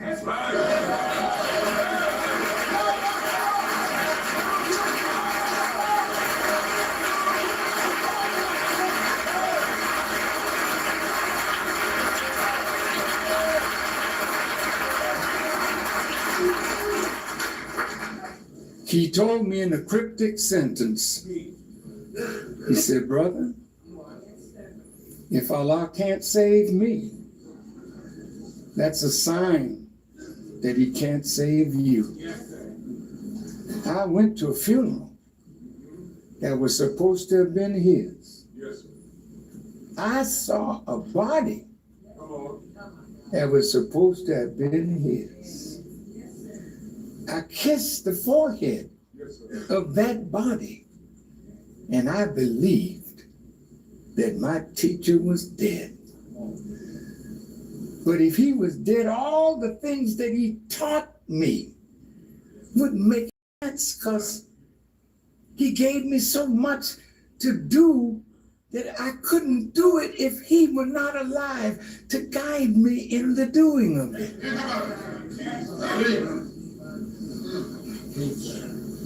So in 1981, I said, no, he's alive. I learned through study and through help from those who heard him say things that he never said to me, because he knew his servant.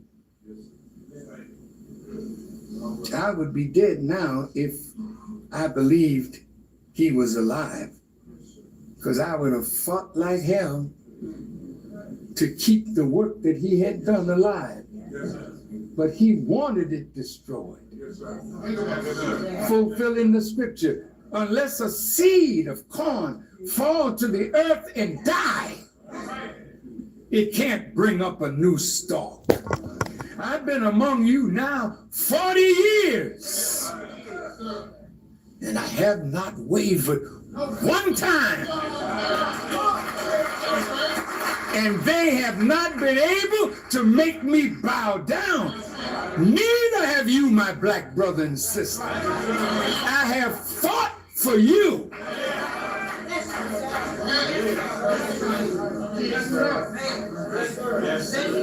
And I asked you for nothing.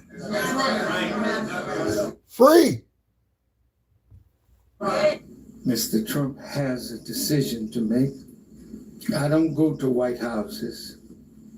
If his study of what I'm sending him in the mail, to let him see what the CIA is doing to black people, and what the government has been doing, if you wish to talk to me, I'll be glad. Because it's not about that kind of deal. It's about letting our people go. Because you know you have nothing for them to do. Well, what do you want? Well, some of this earth that we can call our home.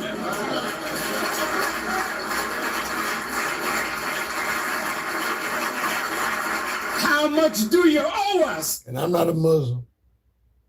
I'm not a Muslim. I'm not a Christian. But what he's saying is true.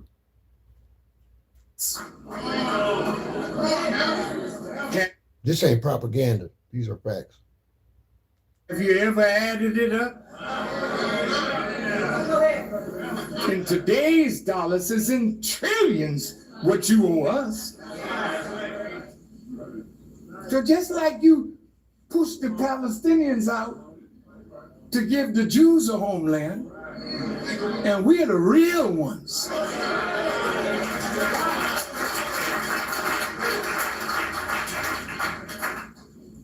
Push some of your own people out.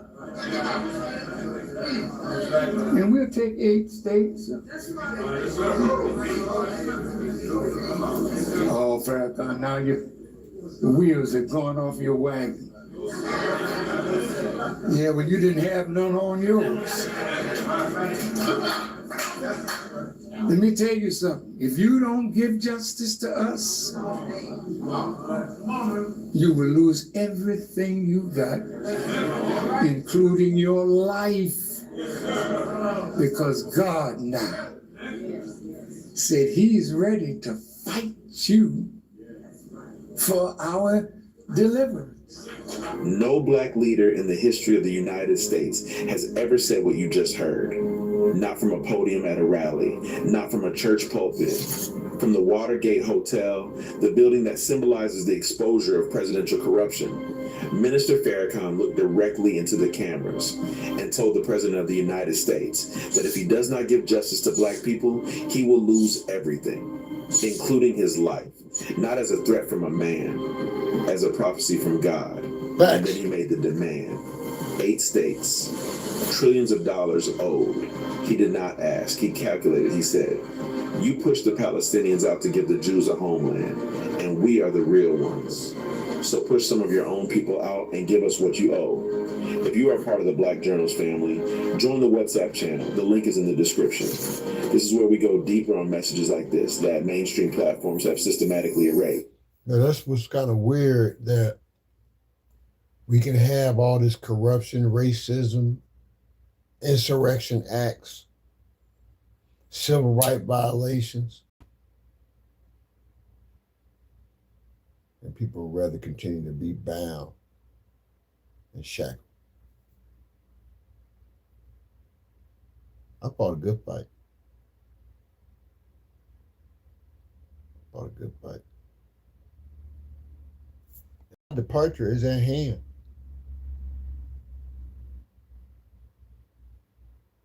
But when I close my eyes, other eyes will open. People that you tricked down through the years, manipulated. There's going to be another uprising.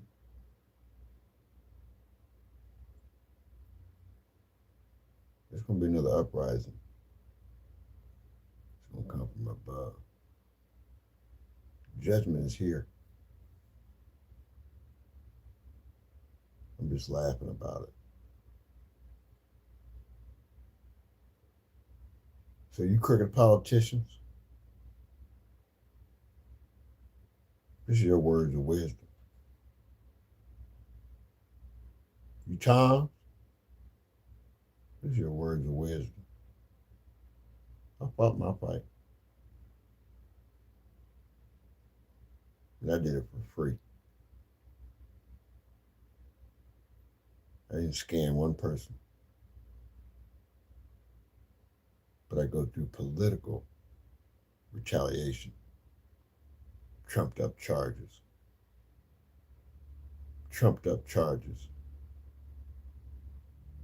And I'm supposed to give a fuck about the same Constitution that you violate, the same rights that you violate. I'm supposed to give a fuck. But can I serve notice on you today? I don't.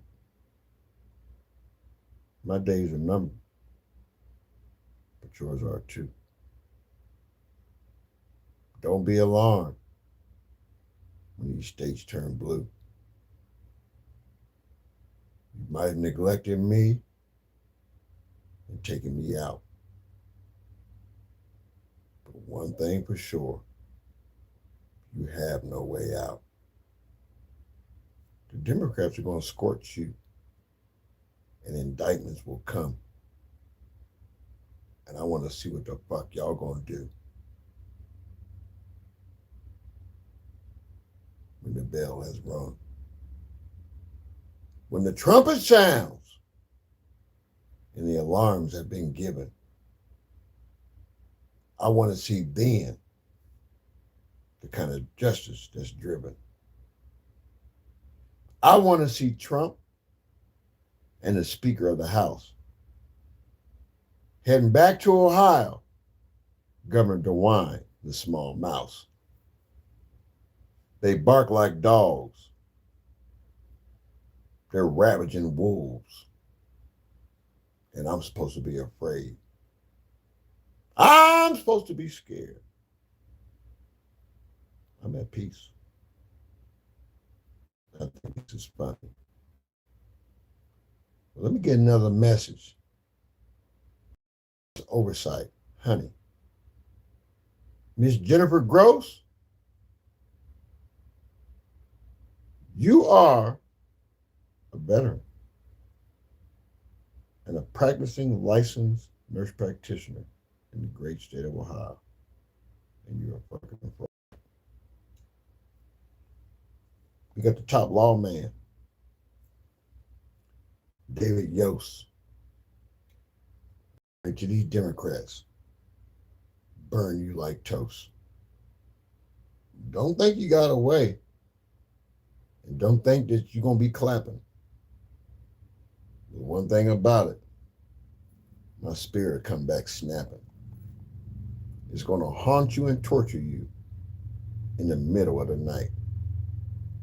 Didn't have to break no laws. Didn't have to start no fights. I was born Dion L. Pryor. I've never been a liar. But when you bust hell wide open, it won't be water, it'll be fire. Take that freestyle off the top of my head. Don't weep for me. I'm already dead.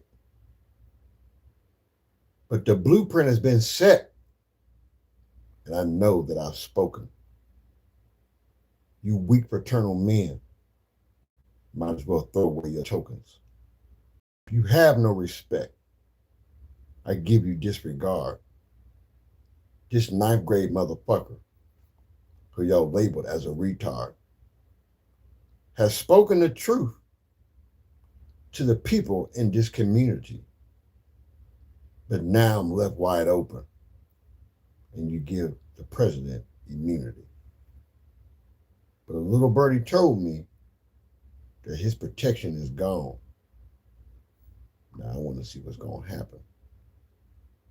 I want to see what's going to happen to you pink motherfuckers in the United States. It's a day you'll never forget. You can't violate me and incite me to commit crimes. But let me rewind this tape one more goddamn time. Shall we continue?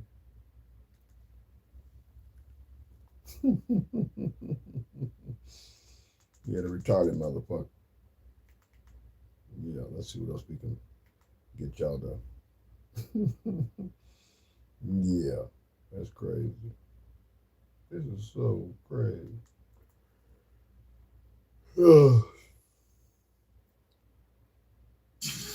Let's talk about another corrupt motherfucker. This ain't political. All right, welcome back to the channel again, ladies and gentlemen. Thank you all so much for coming over.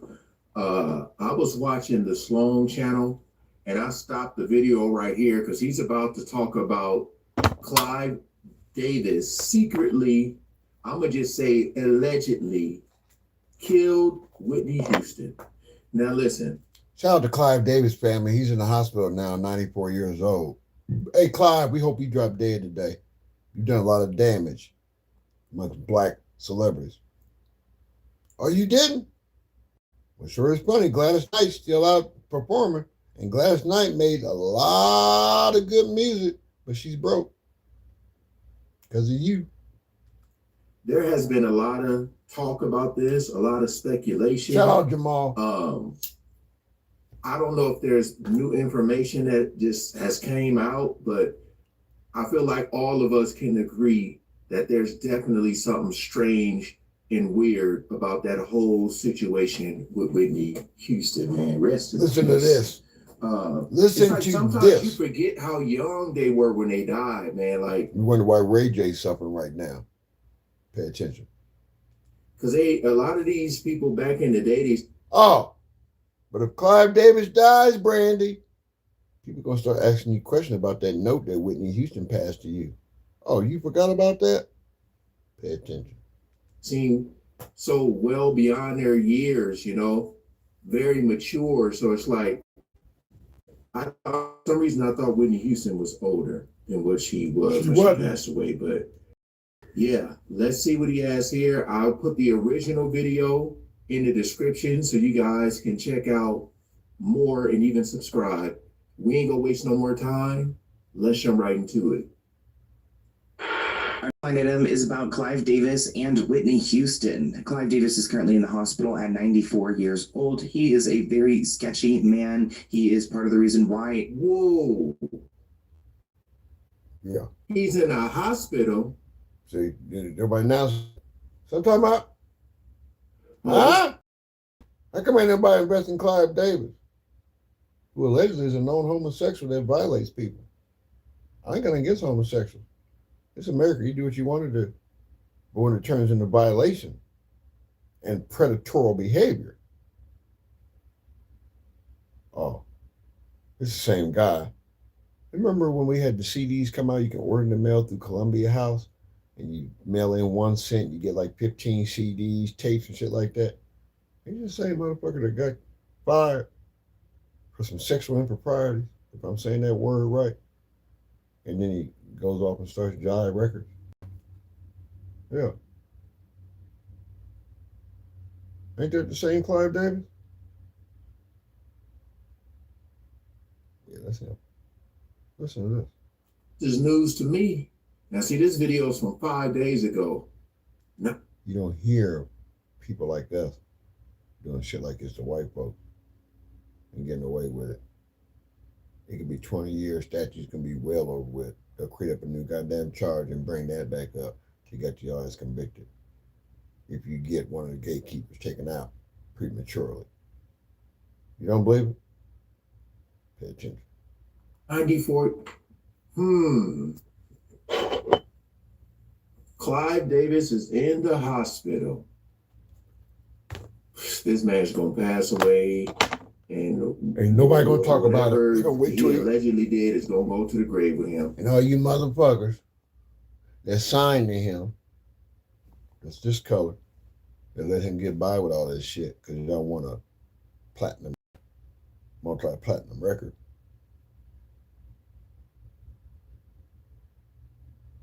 Oh yeah. I was pissy drunk last night. I did a whole bunch of work.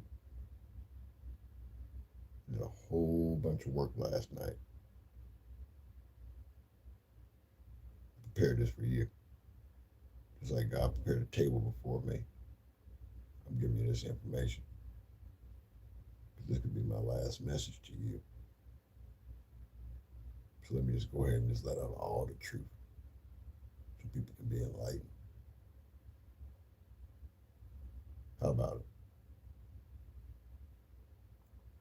Diddy has so much power, big music mogul who's been accused of a lot of horrific things. Right. To give you guys context. So this blind item reads, the record producer / label owner knows as soon as he dies, he won't be able to control all this stuff about him getting out. Like how he had a hand in the death of an A-list singer. Rest in peace, Whitney Houston. This person writes, Clive is a dirty, dirty bird, but damn, he managed a lot of now huge stars. This person asks, isn't Clive Davis rumored to like them really young too? Somebody noted how Clive was rushed to the hospital this weekend. Another person added that hell's prepping the after party. Not the afters being held in hell. What hand would he have in her death? This person writes, supplied the drugs. The rumor is that he ordered her taken out. this person writes. After the Diddy trial, I think it's important to look at the people who put him in power. Look at it. Now, it's alleged that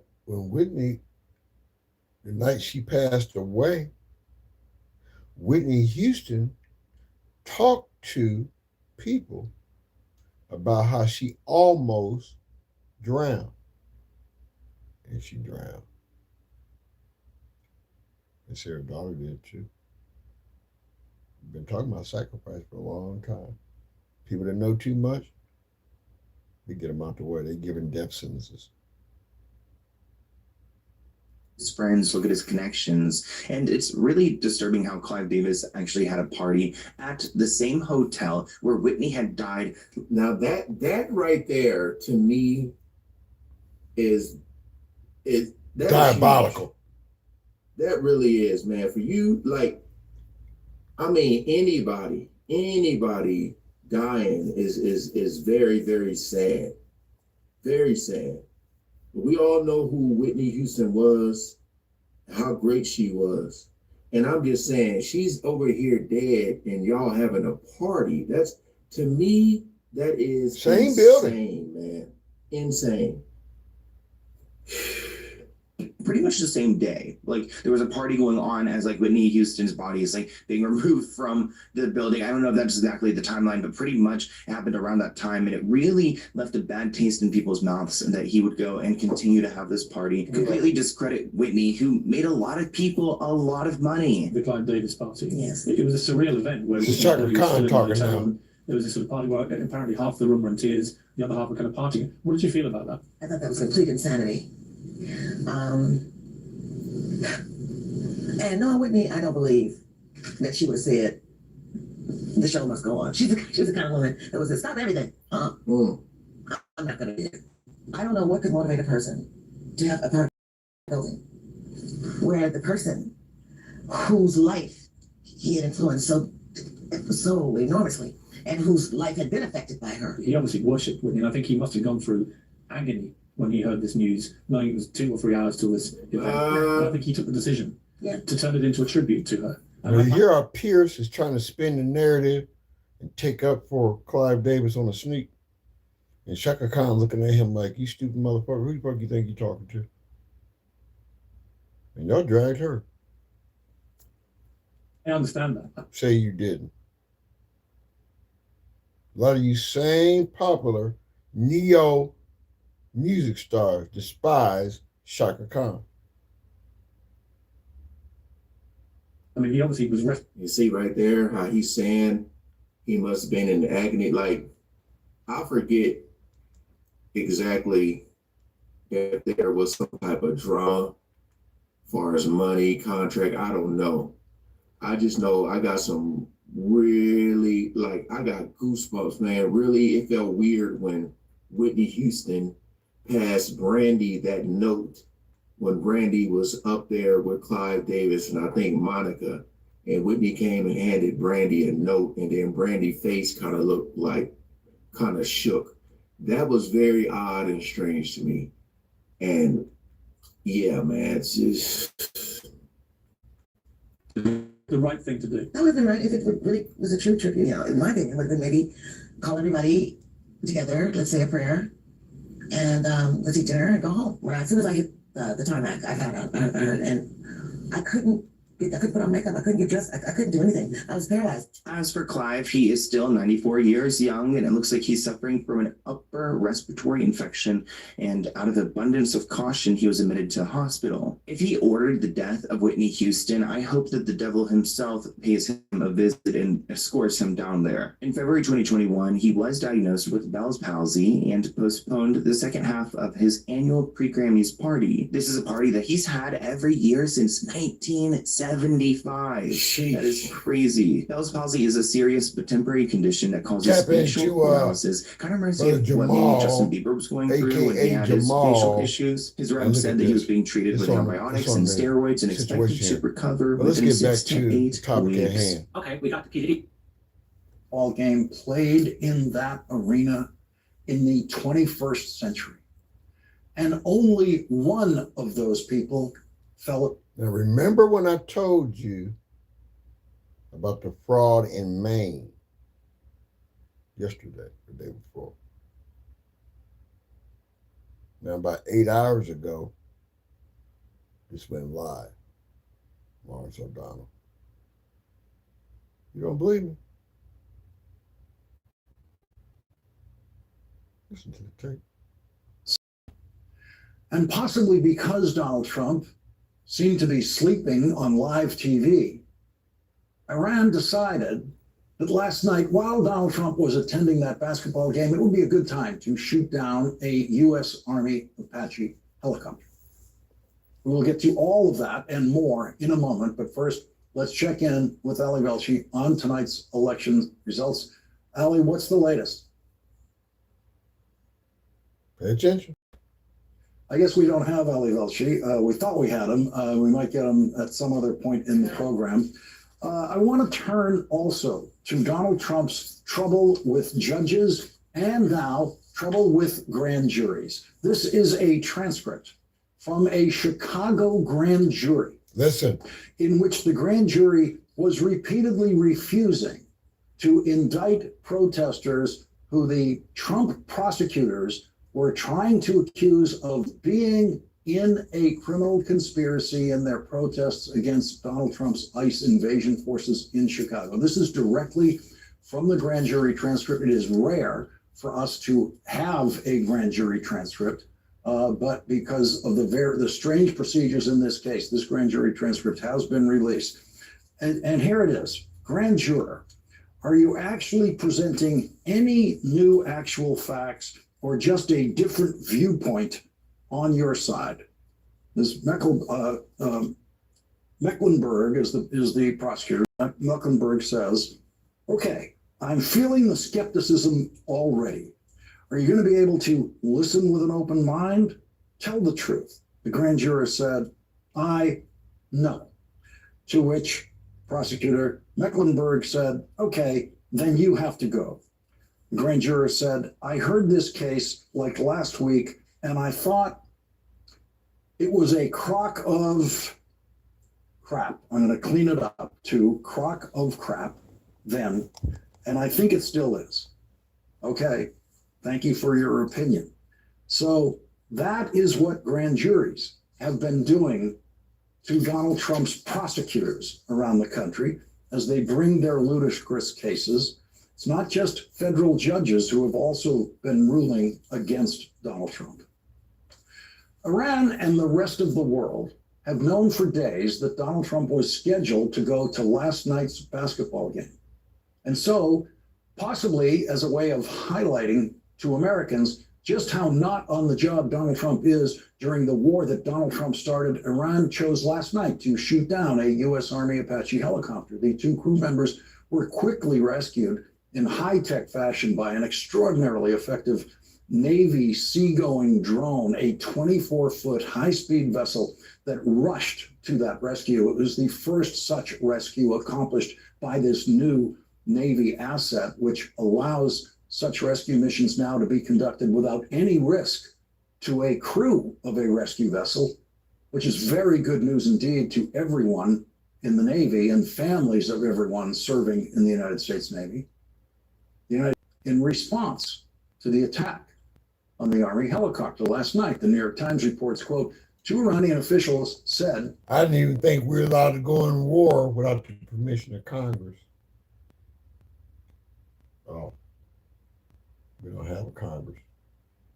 That the airstrikes had targeted military bases and other installations, including artillery batteries. And the Trump administration issued a carefully phrased description of the retaliation, calling it, quote, a proportional response. You know what? I just thought about something. I'm literally a POW. I've never served in the armed forces, and I am literally a living prisoner of war.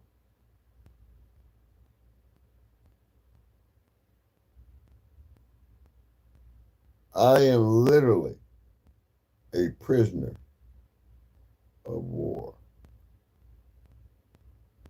But show must go on. A proportional response is what every president prior to Donald Trump used in such situations. Presidents were always very careful to avoid shooting wars whenever possible by choosing what the American military and the White House and diplomats have been calling, quote, a proportional response since the Vietnam War. It is a standard term of diplomatic art, exactly the kind of language you do not expect to hear from Donald Trump or anyone in his Department of Defense, which Donald Trump illegally calls a Department of War.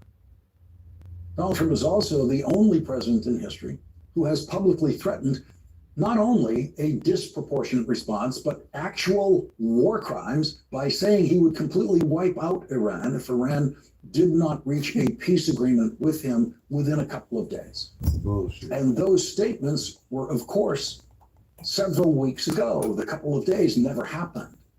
The fact that Donald Trump obviously did not mean a word when he said all those threats about his self-imposed deadline for committing his threatened war crimes means that no one believes any of Donald Trump's deadlines, including his new one, 2 or 3 days. That's his new one. And the reason not to believe Donald Trump's new one is that Donald Trump himself retracted it right after he said it last night after the Knicks game before boarding Air Force One. We're in the final throes of what will be a very, very good deal that will not allow in any way, shape, or form nuclear weapons, etc. And the Strait will open up right away. It'll open up immediately upon signing, which could be in 2 or 3 days. Are we signing a peace agreement? No, we have a good chance of doing it. We should be able to do it in 1 hour. You want to know the truth? 1 hour. And that's some shit. Here's a phrase I've never used. If you want to know the truth. If you want to know the I've truth. also never said to tell you the truth. To tell you the truth is a very common phrase. It's actually a reflex a lot of people use. I just never have. It's just something else. If you want to know the truth is actually a stranger phrase because who wouldn't? They are reflexive phrases for Donald Trump. He doesn't think about them. He doesn't think about what they mean. And in my own experience, and this is only my own experience, this is not social science, people who say to tell the truth or the weirder version, if you want to know the truth, are frequently optional employers of the truth. You can search presidential press conferences and never find the phrase if you want to know the truth, because the implication is the person saying that doesn't always tell the truth. It's one of Donald Trump's tics, if you want to know the truth. And every single time I have ever heard that man use that phrase, if you want to know the truth, he said it after a lie. We should be able to do it in 1 hour if you want to know the truth. We should be able to reach a complex peace agreement with Iran that would prevent Iran from acquiring nuclear weapons in 1 hour. The same person said in his interview last weekend with Meet the Press that this kind of negotiation takes years. That was Donald Trump's defense on Meet the Press for not having already negotiated a peace agreement. He said, quote, "It takes years to do these things." And so, yes, we want to know the truth, and we all know it's impossible to get that from Donald Trump about anything. And so Donald Trump says that it could be in 2 or 3 days. Those are his exact words. It could be in 2 or 3 days. A reporter simply repeats those words back to him. You'll be signing a peace agreement in 2 or 3 days. And Donald Trump immediately says, no. That's what we're dealing with. In the presidency, during wartime, that's what Iran is watching every day. That's the clown on the other side of the negotiations that Iran might or might not be engaging in with the United States. At 6:30 p.m. tonight, the Iranian dictatorship, which has never dealt with a more clownish person anywhere in the world than Donald Trump, issued this statement, quote, "Despite its defeats on the battlefield, the U.S. opted to test our determination. Our powerful armed forces will leave no attack or threat unanswered. Leave our region if you want to be safe. History of the Persian Gulf has many chapters on dire fates of intruding outsiders. Nothing in the Iranian statement about 2 or 3 days. And so we've reached this extraordinary point in history. In a war Donald Trump started with Iran's dictatorship 102 days. Our top story is the Epstein scandal roaring back on Capitol Hill, the very outcome President Trump has tried and failed to prevent. Congress drawing new testimony from a key witness, Epstein's assistant of 18 years. Lawmakers now following leads that the Trump DOJ and its predecessors apparently abandoned, or worse, that Trump officials recently hid. So it's vital to recall how we got here, even if Donald Trump wishes this was not the top story tonight. First, last year, then Attorney General Bondi claimed in writing that there was actually no evidence for any other investigations against third parties who had not already been charged in this Epstein probe. And remember, she also said there should be no further disclosure of any Epstein files. That was her memo. That was the Trump-Bondi plan to bury and hide the Epstein files. It failed, as you know. Indeed, it was the Epstein files which later exposed how FBI investigators previously tracked several suspected co-conspirators, revealed in this long secret document that actually only came out when we started getting the Epstein files. We reported on it that night and in other reports, and I'll get into that. But what you're looking at is important because this was the then secret DOJ effort to diagram Epstein's then uncharged inner circle. And if you notice the lower left where we've added a square, this is government evidence, but we've added that square for your understanding of what's important today. That diagram includes today's witness, Leslie Groff. And we've reported on the timeline, the denials, the secrecy, the leaks, until these later files showed those abandoned leads. This was our case timeline. You remember how it all came back to life. And Groff matters more, perhaps, than some of Epstein's lawyers and accountants. You see the suspect list that was released there on the right, the one I'm talking about. She had the widest visibility on his plans and communications with all kinds of people, including some of the people you see on your screen who've only gotten in trouble or faced any kind of accountability since these files came out. The ones that I just reminded you, Bondi tried to hide and said in writing shouldn't be released. So before I tell you what she said today, and it's stuff that Donald Trump wishes wasn't in the news, remember that she was on the emails and in the arranged meetings for the powerful, for the staff, to the I need to go back a little bit. We're going back. Well, I want to slow down and tell you guys this. She was at the center. She was on site. So she was an eyewitness. You can see how many times she's in the files. And an email witness because she was on so many emails, her name appears more than anyone else. And she kept working for Epstein through his 2019 arrest, arranging the meetings with so many figures. So that's why it matters that now, after all these years, she showed up. You can see today, this is what happened today, showed up to testify to Congress. And in a time of great skepticism about our government, and it took people and pressure to get here, but under public pressure, I want you to understand that the Democrats on the committee who pushed hard for this and 26 Republicans came around, perhaps under pressure, but still came around to demanding this on a bipartisan basis. I'm not telling you we're all good and everything works. We're far from that. But I am telling you that people who said 2 years ago, well, how would you make the Congress do anything? And how could you get the Republicans on board? It would make Trump look bad. Well, here we are today, a bipartisan effort to get her and these other witnesses to speak to Congress, which again is supposed to represent you in the pursuit of the truth. So Groff's lawyer now says she was disgusted by Epstein conduct. She testified today that he was a monster, a master manipulator, and a deceiver, separating his legitimate life from a secret life as an abuser. She recounts that she first took the job for about $50,000 a year, and that she tackled everything from scheduling to mundane tasks. She describes having to ensure today that he had his reading glasses at every single table at his home, so he never had to look for it. She told the committee that sometimes very late in the day, she'd have to source a dozen chocolate croissants made in New York to be delivered to Palm Beach by 9 the next morning. Amid those kind of details, she also asserts that she learned Epstein was actually a kind of a Dr. Jekyll and Mr. Hyde character. So her version of events, now that you see how central she was, and I've reminded you how Trump and Bondi fought for this ever to come out, her version of events is still that Epstein somehow hid his entire enterprise from her, even as she carried out this daily schedule and met his demands. Before I go more deeply into what she says, which is a kind of a defense of what she knew at the time, I want to give you a testimonial fact check. I'm reporting on her testimony. That's what she says. Before we go any further, I want you to know what other survivors say.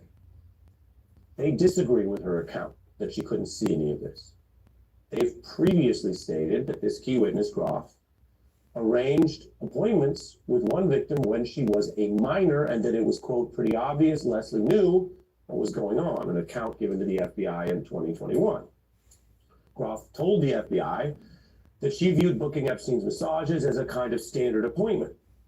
But now that the public can see all the Epstein files, which again, we never had before, and which the FBI did have, the claim that these were just typical massages makes basically no sense. For example, this witness was arranging payments that were much, much higher than the most expensive massage services available. And this is what investigators do.